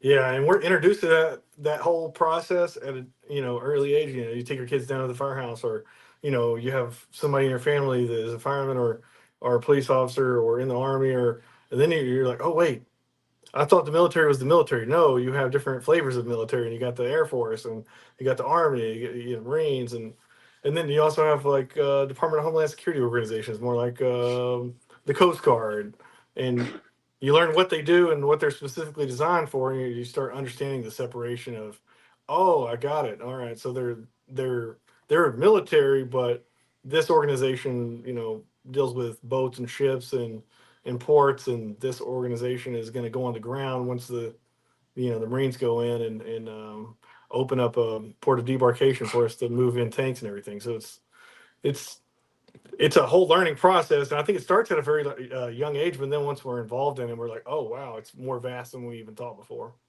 Well, especially when you get immersed in it, like when you're first seeing it from the outside, you just kind of get the basic idea of it. Like you Right. said, as kids, we're playing. You're playing with little army men. You're like, oh, it's the army. You kind of encapsulate everything under one heading, and then once you get into it, then you're like, okay, yeah, there's definitely different flavors, and I like I like on certain creators on social media like played with the whole thing, because I'm assuming between the You're talking different. about like Nick Ortiz. No, I'm talking about more so like Justin Nunley, Danger, and Oh yeah, yeah, yeah, yeah. Mandatory Fun Day, like the whole Air Yeah, Force exactly. I knew you were versus going to go the. there too. Yeah, yeah. So I But think. Oh, go ahead. no, no, I was going to say the reason I said Nick Ortiz, I think that's his name. He does the one where he splits it up, how the reaction would be for each service to that particular thing. Like, oh, when like a parent of the Air Force is at a teachers conference versus the parent at the Space Force and all this stuff, and he like changes up his entire persona for that thing. And it's always the Air Force is like he's got glasses on, like a cardigan, and he's very focused and very cool and collected. And then you got like the Marines and the Army, like, hey, no, you're not gonna, it's like it's very comical, but there's certain elements to his character variations that it's spot on. It's so relatable because we've all seen certain situations that are very like that. Go ahead, sir. No, I think what it hits on is that things are based comedies based in reality, and things that we find funny. Maybe it's playing off a stereotype or something like that, but it's something that everybody Right. knows and plays on those stereotypical tropes. Is it the rule for everybody? Absolutely not. But the thing is, it's still poking fun at the different branches and things that are typical. And Right. I like stuff like that because it goes back into the whole humor thing. I think, especially when you're dealing with stressful situations and things of the like, you need to have reprieve from that. You need to have a break. You need to be able to laugh at something. And especially, I think that's where humor and content like that really helps people out, because, hey, there's somebody that's like me. There's somebody that's, observing maybe some of the same things. And also, too, it's like cheering on your sports team. We like to razz each other up a little bit. It's all in good fun, but, we like to egg each other on a little bit and have some fun with it.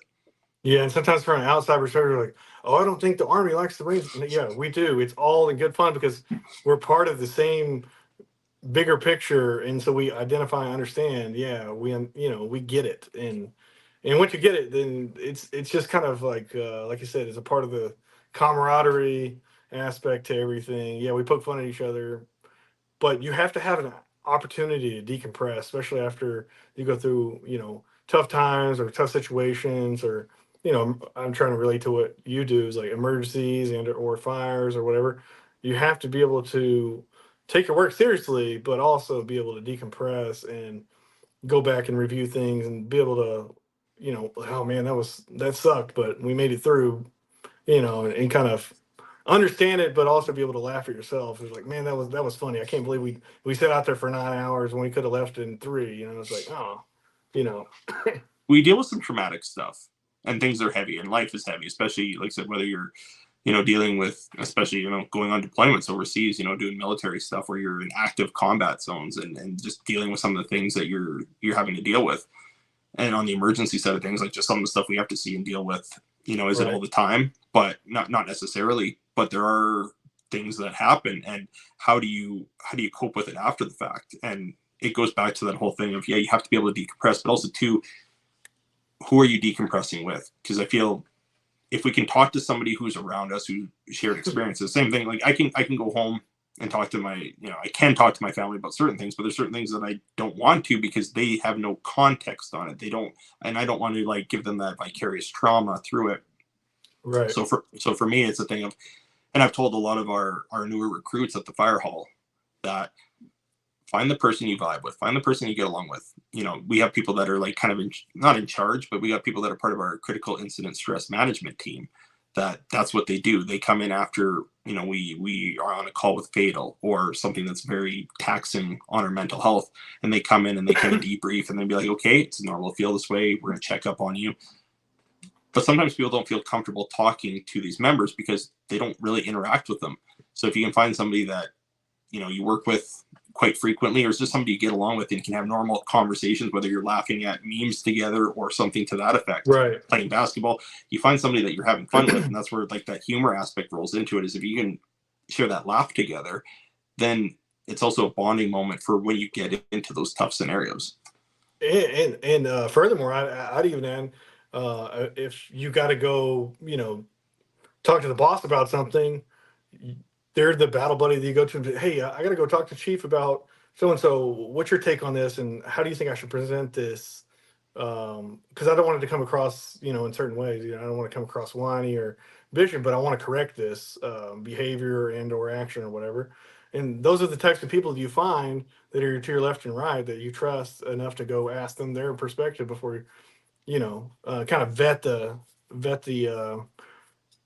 situation through somebody before you go make yourself look like a fool. We need a sounding board. Sometimes, like you said, am I the asshole? Right. Yeah, exactly. I don't want to be the asshole, but I also don't want to sound whiny either. But I want to come across as like I have a general concern. I also have a solution, and I want to know your thoughts and feelings on it. But I want to present it well enough and articulate it well to where it doesn't come across in the wrong way, because delivery sometimes can get in the way of your actual objective and what you're trying to achieve. Well, and that's the thing, and you go to the people that you trust, and they'll tell you straight out whether, yeah, your concerns are valid, or hey, you're being a chicken shit, or you're being a whiny Right. bitch, Exactly. like, They're gonna bust freaking, your balls and be like, dude, you need to just go home. You need to sleep one down before you go you're, into chief's office right now. You don't understand. We just came back and he hasn't had any sleep. If you go in there without any sleep, and you might just piss him off, and you might have us here for another 3 hours. And guess what? I've got to get up in the morning to take my kids to school. So like, get all things considered here, like and once you start thinking outside of self, sometimes you start saying, oh, got it. All right. I need to compartmentalize that for tomorrow. I need to grab my stuff. I need to get to the house so I can spend more time with my family. So, well, and like you said, breaking that down, whether like you said, you need a nap, you just need some downtime. And I've seen people, like, especially working in the patch, there's people that'll be working long ass shifts. Like I've worked with people that, I worked 60 days straight, but they're the most miserable cunts you've ever worked with in your life because they don't have that downtime. And we all, as humans, we do need that time to relax and kind right. of recuperate. That's one We of the that's one of the key things I've learned over time is like that you have those people that they're always there, and it makes everybody in the back of their mind, oh, they're always working. They're the hardest worker. Always remember, activities versus accomplishments are that just because you're present, that's a good thing. Get it, but what are your accomplishments attributed to the amount of time that you're spending on it? Because sometimes, time could be better spent with your family, because if your home life breaks down, then you're in the problem of, you're, and this is the life balance problem that many people face, is you're at home worried about work, and you're at work worried about home, and you can't strike any balance because you spend too much time at either place, and you're not getting work or accomplishments done. So try to be effective at your job, get your accomplishments achieved, and then spend time with your family. Otherwise, you're just spending too much time at one place or the other, and it's creating an imbalance in your life. Well, and I feel many people fall into that pitfall of, they start um, living to work instead of working to live. Right. And But that may not apply for everybody though, 'cause I'm going to ramble. I'm sorry, but no, give her.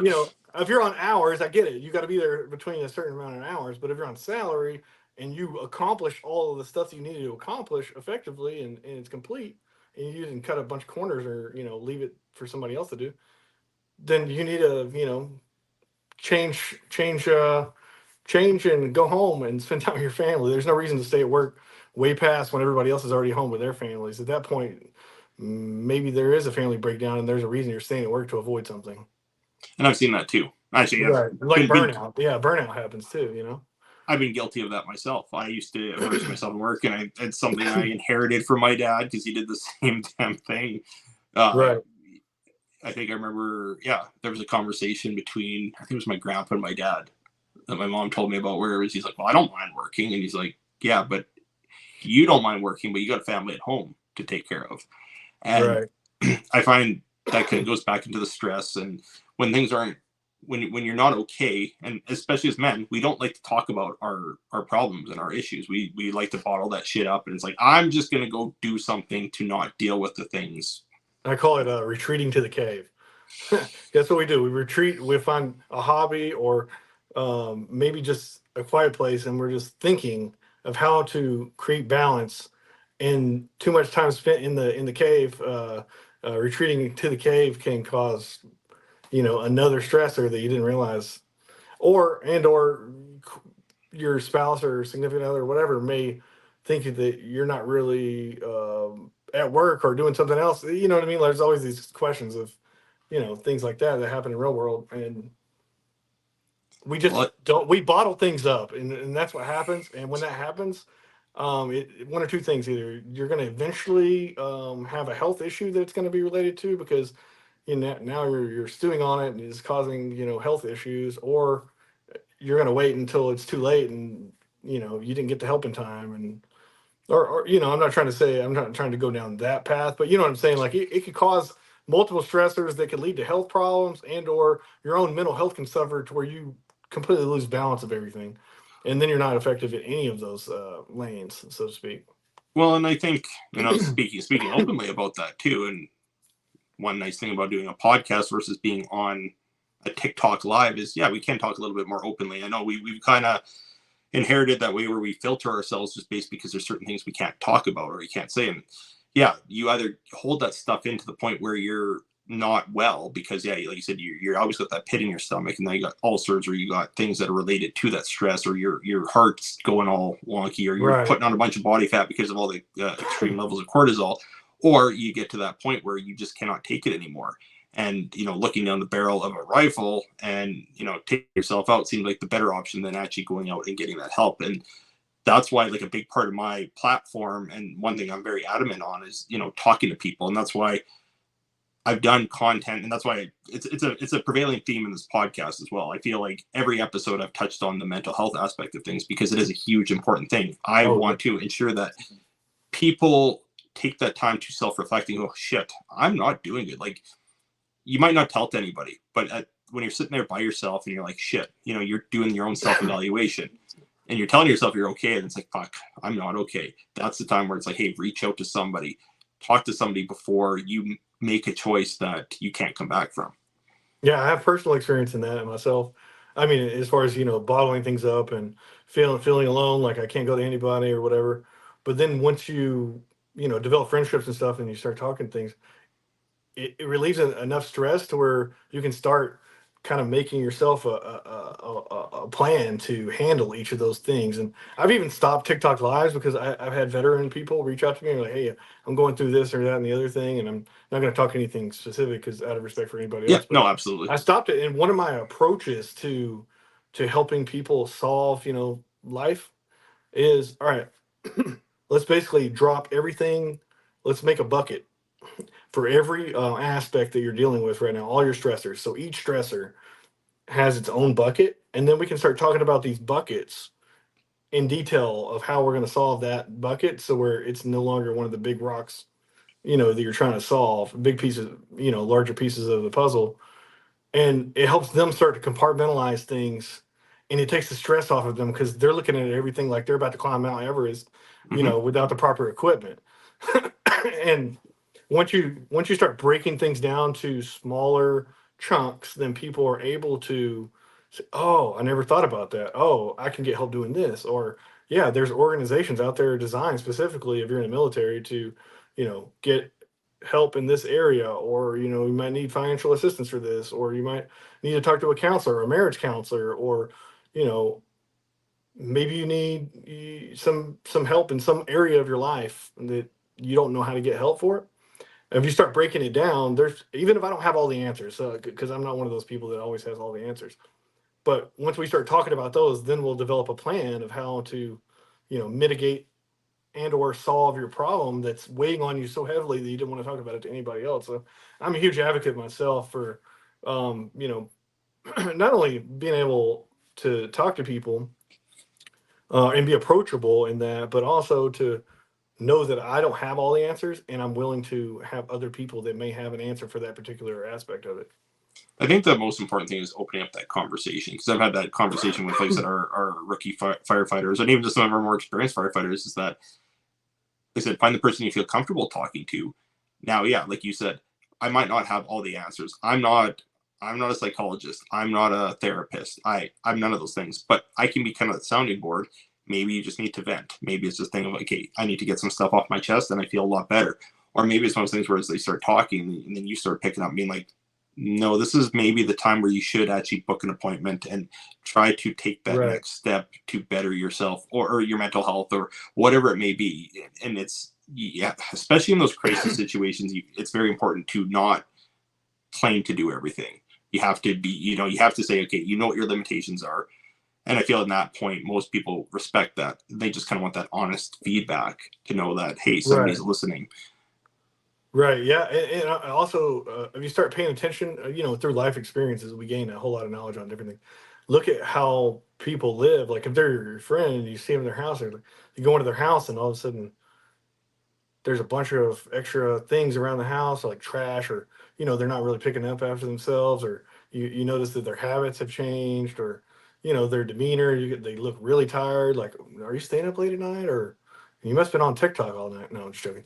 um not joking, but like, you know what I mean, like life habits start giving you context clues to how bad it really is going on for that person, that you know you're like, dude, all right, come on, dude. We need to take a Saturday. We're gonna clean up your yard. We're gonna go, help, fix whatever you need fixing so we can get everything back in order. Because I get personally stressed when, I can't manage everything, but I always feel better once I clean and organize my life back to a certain level.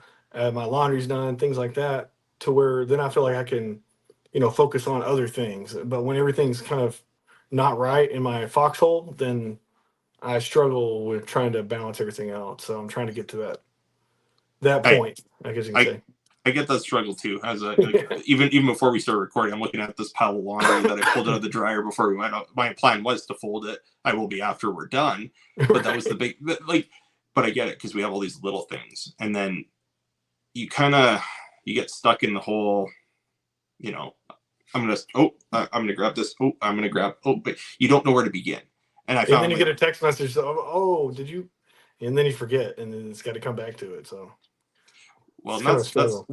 life's a lot of distractions, and especially, I feel like we're kind of similar in that thing is like we're taking on more things, we're doing all sorts of little projects on the side. Yeah, exactly. Yeah, and which are fun, and we're passionate about it. But as some great like mentors have told me before, is like you can't be excellent at 9 or 10 things.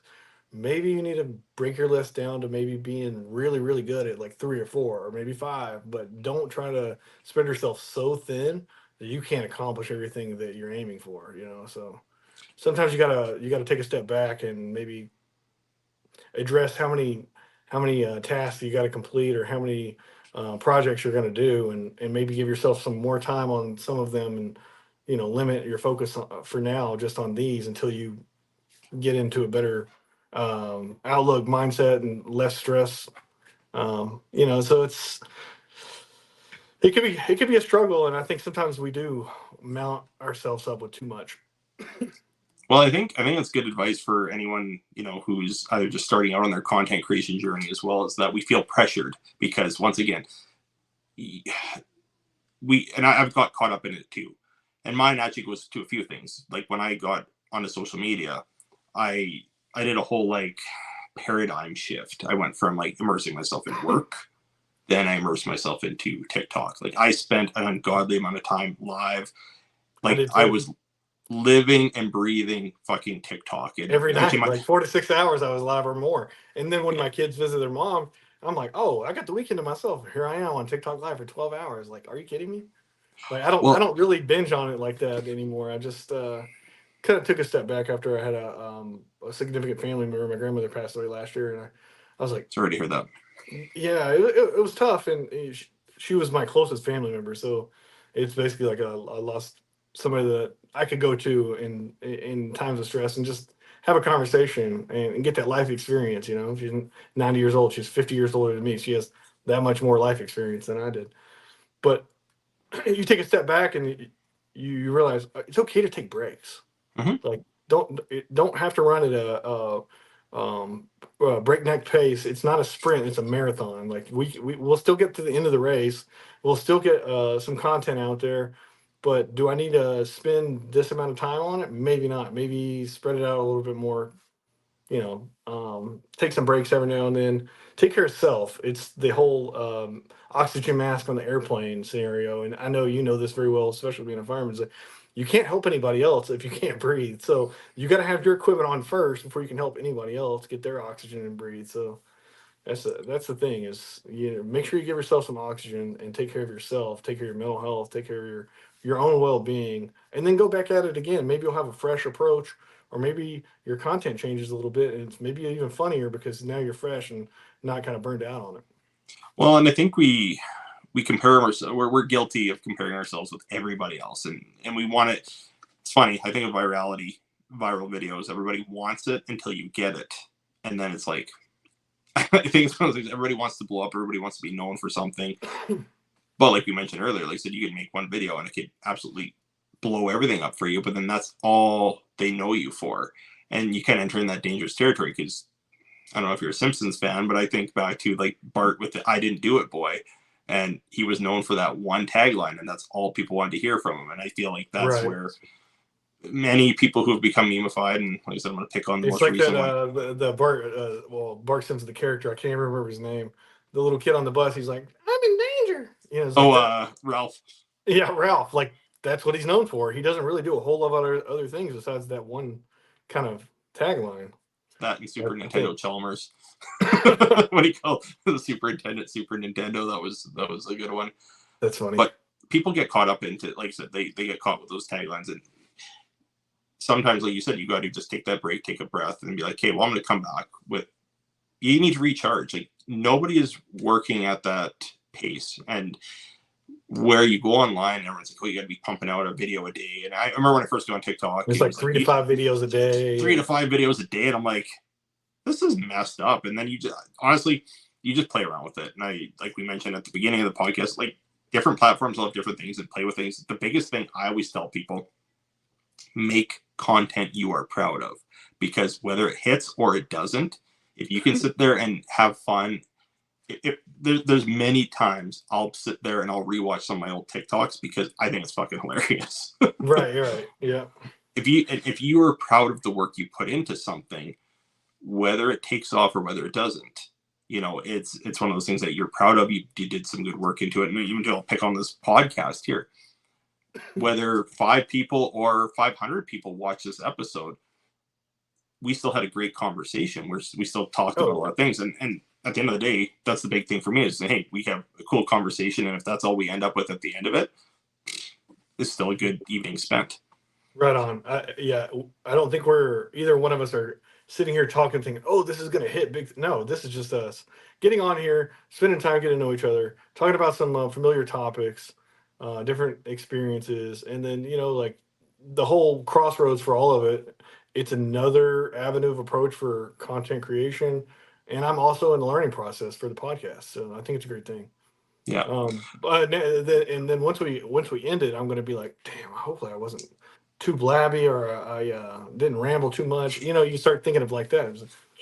Yeah, hopefully not. But yeah, I mean, I think everybody has that whole the thing when they're done with something. It's like, well, I'm about to post this video. I hope it does well. And you come back an hour later, like, damn, it didn't do anything. That whole like kick in the gut thing. You're like, dang, I spent a lot of time on that. But I don't even think the time on creating the video itself is so much as is thinking of the idea and the articulation and the delivery of it.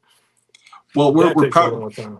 There are babies, right? Like we've nurtured these things. There are creations, and I feel like that's art in general. And this is my, like, what TikTok became was my creative outlet, because I'm not musically inclined. I can't draw worth the shit. I respect people that do, because it's something that I can't do. I wrote poetry when I was younger, but that's kind of the extent of like my artistic expression. And now it's kind of gone into, the biggest thing I try to do is, I've got a vision in my head of what I want the video to look like. Did I accomplish that? And did I deliver my message? Did people pick up on the humor that I snuck in there? And if I did, it's like, cool. Whether it hits or not, I still accomplished Right. the thing I set out to do. But we still double check on things, and we're like, did it do good? Did it Or do good? are you like send it to three friends, let them review it first? You're like, yeah, it was cool, it was funny. All right, cool. All right, got it. And yeah, or we make little subtle changes because we're so worried about it. But over time, you just start firing stuff off, and it's a whole process of trial and error. Well, and it's like I said, it's that journey, and it's, if you can enjoy the adventure, then just have fun with it. Because I think if you go into anything with the goal that I'm doing this because I want to become something, like, never in my whole content creation journey have I thought this is going to replace my job someday. Like, No, yeah, it's same. I've never thought about it like that. I've looked at it as more of a platform to network with others that enjoy the same experiences or the same thing, like for music, and learning from them, but also being able to support them. So at some point, when I go into my time to adventure, be more adventures of putting out music or recording music and put my name out there more, that I know what I'm doing, and then I also have people with experience and knowledge to also kind of support me too. It's kind of mutually exclusive, mutually beneficial type thing. But well, it allows you, like you said, you've built that network, and hey, maybe there's something you don't know, and there's somebody that's part of your mutuals that you're like, or your friends that you're like, hey, what do I do here? And right. they can kind of point you in that right direction. So that's an awesome thing. They're A kind of lot like of what us we're, when we started, we didn't have any equipment. It was just us and our phone. And now almost all of us have all of this extra equipment and different guitars and different microphones and then we expanded to oh, that equipment was good, but this new one works better. Try this out. And you're spending money and time and effort on all this, but then you're like, oh wait, there's three other platforms I need to be focused on at the same time. So it's a whole learning experience, but I think at the end of the day, it really brings people together, and it is good for networking. So absolutely. I mean, and it's the wave of the future in many ways. This is how people are going. This is what people are spending most of their time doing. Anybody who's on that line is spending the majority of the time, is spending more time on their phone or platforms such as this than they are watching conventional television. So this is where, everything's going to kind of migrate to. And for me, it's opened up a lot of doors where I've had people, like, at one point I made a TikTok where I must have acted really good because everybody thought I legit got fired. Just the way it was, the way the TikTok was. It was one of those jokes where, oh, your foreman messaged you and, pack you're your really shit. You're, playing the part, right? Yeah. yeah. I had somebody reach out to me. They're like, hey, if you need a job operating, you can come be my cross shift. Like, we're looking for somebody. Like, let me know. I can get you in the door right now. Right. Because we look at, you even look at the job search. People, you can submit a resume and they're looking at your qualifications. But what's a key factor when you start someplace or when you're getting to know somebody? We don't know what a person's character, what their personality is. And I think if you can kind of see if somebody lets their personality shine through online, through social media, you kind of have an idea of, okay, well, this person likes to joke around a little bit. They like to have some fun, but also too, they can be serious. You can kind of get a good indicator on how a person is just Right. based on what they do. Right. And I think we also get stovepiped, like in the professional world. We get stovepiped if you're in leadership, then you have to be a certain way or you have to act a certain way. And that doesn't really allow you that I guess you can Freedom. say freedom to maneuver in that space as you have the freedom to maneuver your entire personality or different aspects of your life into the social media. It, it's definitely a place to express yourself and learn and grow, not only in just like music or a certain art, but just as a person, because you're learning from others, and we're only going to get better if we take others knowledge and throw it in our kit bag for later, and able to tell somebody else something they didn't know, and helps them save a life, or make a better TikTok or whatever. Or make a better tune. Now, with your music, has there I know you've done some covers and stuff like that. You've done some music of your own? Have you put out any? Yeah, I have. I've written some songs and stuff, but at the same time, I don't have all of them copyrighted, so I try not to put too much of that out. But at the end of the day, like, I have my own songs. I want to record. I want to write more. I didn't start playing guitar until I was 31. I'm 39 now, about to be 40. TikTok was kind of like really increased my ability, I guess you can say, because literally we're talking about 2014. I was in grad school, fighting for custody of my kids, and grad school. And I had a lot on my plate, and I was in the army at the same time. And then that's 2014 to like 2020. It's like you can only learn so much, record yourself on your camera phone a couple of times, but then when you get into social media, it really kind of opens up your aperture of you know different styles, different things that you enjoy, influences from different artists, or trying to cover someone else's song and things like that.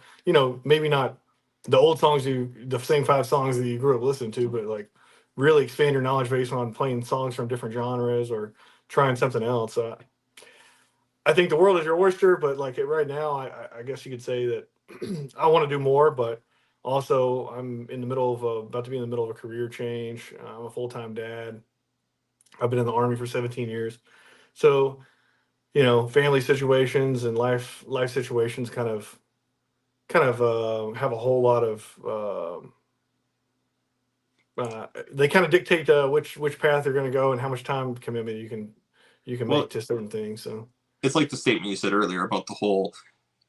Are you going to are you going to do okay at 10 things, or are you going to try to excel at a few? And sometimes we have to put something on the back burner. And I'll be honest, like this podcast, I was part of a prior one before, and after that one ended, I'm like, oh, I'm going to do another one right away because that was my passion. Like for me, before I got in the oil field when I was still in high school, I wanted to get into radio broadcasting, and more specifically, talk radio was very important to me. I spent a lot of time at 16 years old listening to talk radio because that's what I would fall asleep to. That's what I'd wake up to. And then life gets in the way, and it's like, okay, well, maybe it's not the best career choice based on money and other stuff. I mean, it was a dream, but now with the way technology is, I can kind of live out that dream and just come out here and do it. So that was, right, you don't have to go to a studio anymore. You can do it right from the comfort of your own home. Yeah. well, and that's the thing. I can do it. You don't have to go to schooling for it. I didn't have to do anything official. Same thing like yourself. With music. Before, okay, well, you had to be discovered. You had to do for picked up by a record label if you wanted your stuff to get pushed out there. Now, literally, it's all about you can self promote. You can put yourself out there. You Right. showcase your talent, and then you have that choice. Well, in some cases, there's lots of people that have come on here, made some music, and then they either get picked up by a label, or they just keep doing their own thing and they're happy doing it. Or they don't want to get picked up by a label, because like being picked up by a label specifically can mean a whole lot of different things depending on what the label is. They might dictate everything about it. But I would say, without getting in depth on those conversations, and I know a lot about it, but there's certain things I don't know, and I don't want to sound like I'm not as knowledgeable on it, so I don't want to go too deep on it. I have an Conversation for another idea, day. but an idea of how it all works. But at the same time, like somebody that's very young and naive may not be willing to listen to other people. Hmm. And they're going to go, strong and fast. They're going to get burnt out, or they're going to sign themselves into a contract or a deal that they didn't really know what that meant.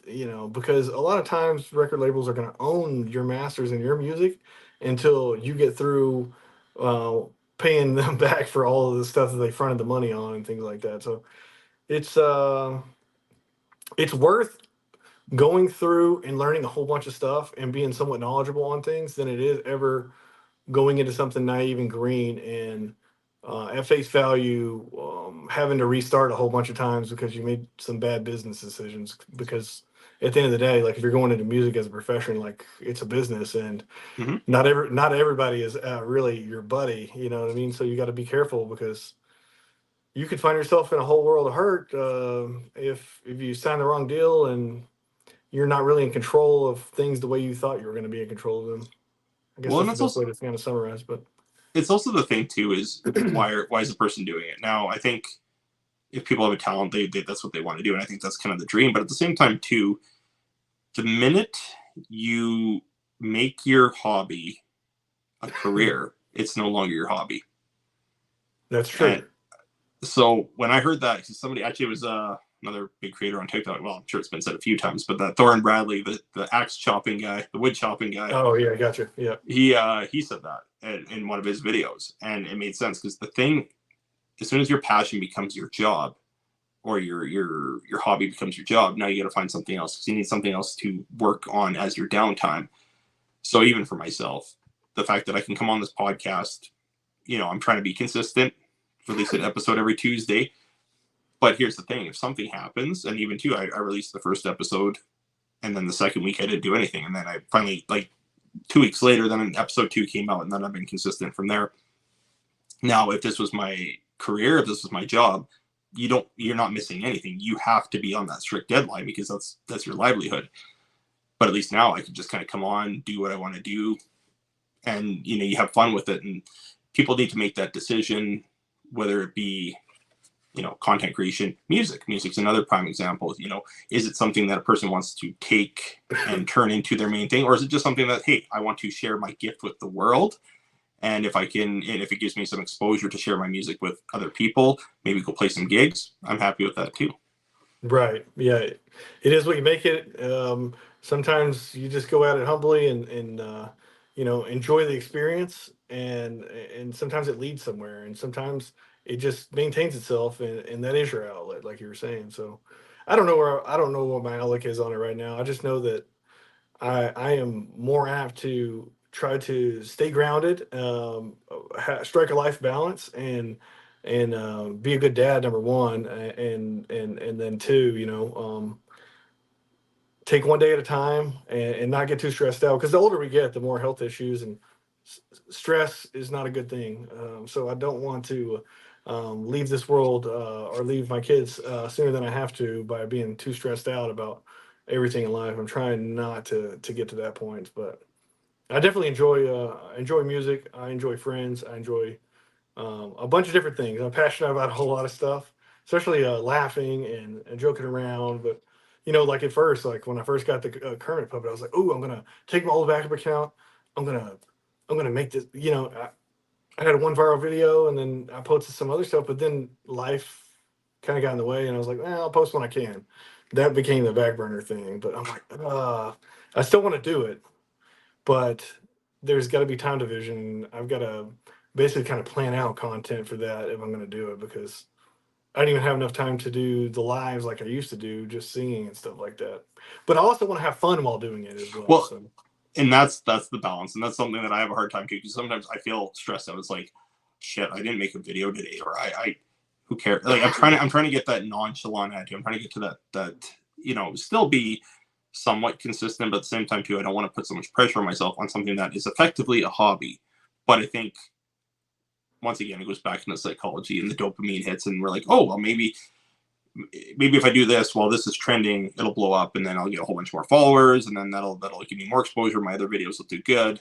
It becomes a whole thing. But yeah, I think the biggest thing we can do is take that breath, take that time, and be like, right, it'll happen when it happens. Yeah, because if you get stressed out doing it, then it's no longer really for fun anymore. Now it's a grind, and you're like, oh, now you're trying to keep up with a certain pace that you're not really, I guess you can say, engaged, or you're not really feeling it, or there's other life balance things that you're trying to manage and stuff. So taking it in stride, taking a breath, like you're saying, it's key, I think, to success too. And I don't know how some people do it. They're just extremely well at it, but also they may not have as many things on their plate, and Yep. it really has taken over as one of their main things. So, and good on them. And that's one of my other perspectives is this does affect mental health in terms of social media. It Hmm. can, and if you let it stress you out, then it's no longer fun. And like we were talking about, and not to be reiterative, but also you got to think about it in terms of um, not only just being stressed about it and not being fun anymore, but I just lost my train of thought. It. but I think. it's one of those things like um if it's not making you money and putting bread on the table, then it can wait, because this other thing has to take priority. And so, like, remembering what your priorities are is part of the success thing that we always have to maintain. Is like, don't misappropriate or misposition your priorities too much, because that could create more stress and more imbalance in your life. And like I said, it's having that in-depth conversation with yourself of why you're doing it. And Right. like I've had it happen too. And I think like once you get to a certain size, people start messaging you, oh, you should do like, well, you know, brand deals and certain things like that. Like that's kind of our Right. monetization options up here in Canada. So you're like, okay, well maybe I can. And for me, honestly, where a lot of that stuff is I just reinvest into equipment to make better videos, and that's always been my goal, is to entertain people better. And eventually, at some point, hey, the work, if it pays off to the point where I can take my family out for supper for having to put up with all my shenanigans, awesome. But Right. like you said, it's priorities and looking at, hey, why are you doing it, and having that honest conversation with yourself every once in a while isn't a terrible thing. Yeah, it can be a humbling experience too. Just you know, you may enjoy playing music, but there's so many people. It happens in everything in life. You know what I mean? So like, how successful and how good you want to be, like you can spend countless hours playing the guitar and never get better at it unless you take more time to get lessons, or somebody shows you more, or you invest in better equipment. Like right now, even on this podcast, I feel like I'm flying blind because earlier we tried to connect my microphone, it wouldn't work. So I feel like you're connected and I'm just sitting over here with my phone, and I'm kind of like not engaged, not No, as but in on it. But that's because I'm so used to having my ears plugged in and using my microphone and hearing my own words as I'm saying them, or speaking and hearing myself at the same time. And Mm, I I'm not saying that's a bad thing, but it's a reminder of where I started and where I'm at now and why I feel that way. well, your audio sounded phenomenal this whole time, and also too your set design behind you. So for those that are listening on Spotify and Apple, he's got a wonderful backdrop behind him. You can see his Oh yeah. handsome face if you come and check it out on the YouTube channel. But on Right. that note, we've had an in-depth conversation, and we're definitely gonna have more. And that's the nice thing about this podcast as well, is there's gonna be some people that are gonna come off, and I'll interview them once, and it'll be a thing of like, hey, cool, I had a chat with this person. But I also know Right. there's some people that are gonna become reoccurring guests on here that you know, it's like getting to know each other, and then there's just gonna be some episodes where I don't want to do more of like the Q&A format. It's just like I said, having a chat. But I feel like even this one, we were just Right. gonna. Yeah, we could even drill down into like specific topics. Maybe we're in a TikTok live one day and somebody's like, "Hey, that'd be cool if y'all did a podcast covering this topic because we don't really know much about that." And we could drill down into that and get more in depth on a specific topic. That'd be cool too. And if I ever develop my own podcast, you're certainly welcome. I appreciate you reaching out to me and saying, "Hey, you want to join me?" And I was like, "Hell yeah, let's go." So Well, you're a cool dude, and like I said, we've interacted on multiple platforms, and I the appreciate cool that. thing is that we support each other on both ends. So I think that was an awesome choice, and I'm super glad. And also, too, you're my first international guest as well. Oh So wow! Now I feel like I'm from another planet. No, I was joking. I mean, it's episode 5. I mean, we're still in the infancy, but high five. Uh, Right. Yeah, I like the whole thing and the premise behind it and where you're going with it. I like the direction, but I enjoyed the experience, so I appreciate it very much. And certainly, if I like I said, if I ever have one or if I develop my own, you're welcome to hop on mine as well. And then I'm looking forward to seeing how this plays out on the delivery of it, and hopefully don't look like such a goober on here, but we'll see. Whatever. Like I said, this is the organic part of it, and even to what I realized, and I'm trying to be more cognitive of it. And you'll notice that too. Is there's things that like there. I remember the first episode. There's things that I kept saying. I forget what it was. Like I said, and I can't remember if I said it. And when I start re-listening to it, then it's like I why pick did up I on. say that 45 times? Oh yeah, it was bad. The first episode, I said it a whole shit ton of times, and I'm like, crap. I'm like, but that's how we learn and grow. And if I didn't just jump into it, this would still be in the planning stages, and there would be no podcast. So I appreciate you very much for coming on, Zach Moss. Where can people find you? Plug all the things. So TikTok at Zach Moss Music. I have a backup account at Zach Moss Official. And then there are a whole bunch of fake accounts, so make sure you get the right one. I will never ask you for money. I'll never contact you for anything. Unless we're friends or something. We're trying to link up on a podcast or something. But and then Instagram, Zach Moss Music is there as well. Same thing on Clapper. But I have all the other stuff, with the exception of Facebook. You can find me on YouTube, same username, Twitter, Threads. There's some other smaller stuff like Lemonade and other ones, but if there's a social media platform out there available, you can probably find me under the correct spelling of my name with a K, ZACK Music, and I'll be there. And I'm really approachable, and I love to have conversations. And I would appreciate a follow and look forward to interacting. Perfect. Well, thanks very much, Zach. And like I said, everybody, you can find him on all those different he's definitely a down-to-earth person. And this was another bit of Blazing Banter with Fire Steve. Have a great day, great night, whatever time it is. Just have a good one, everybody. Be well and take care.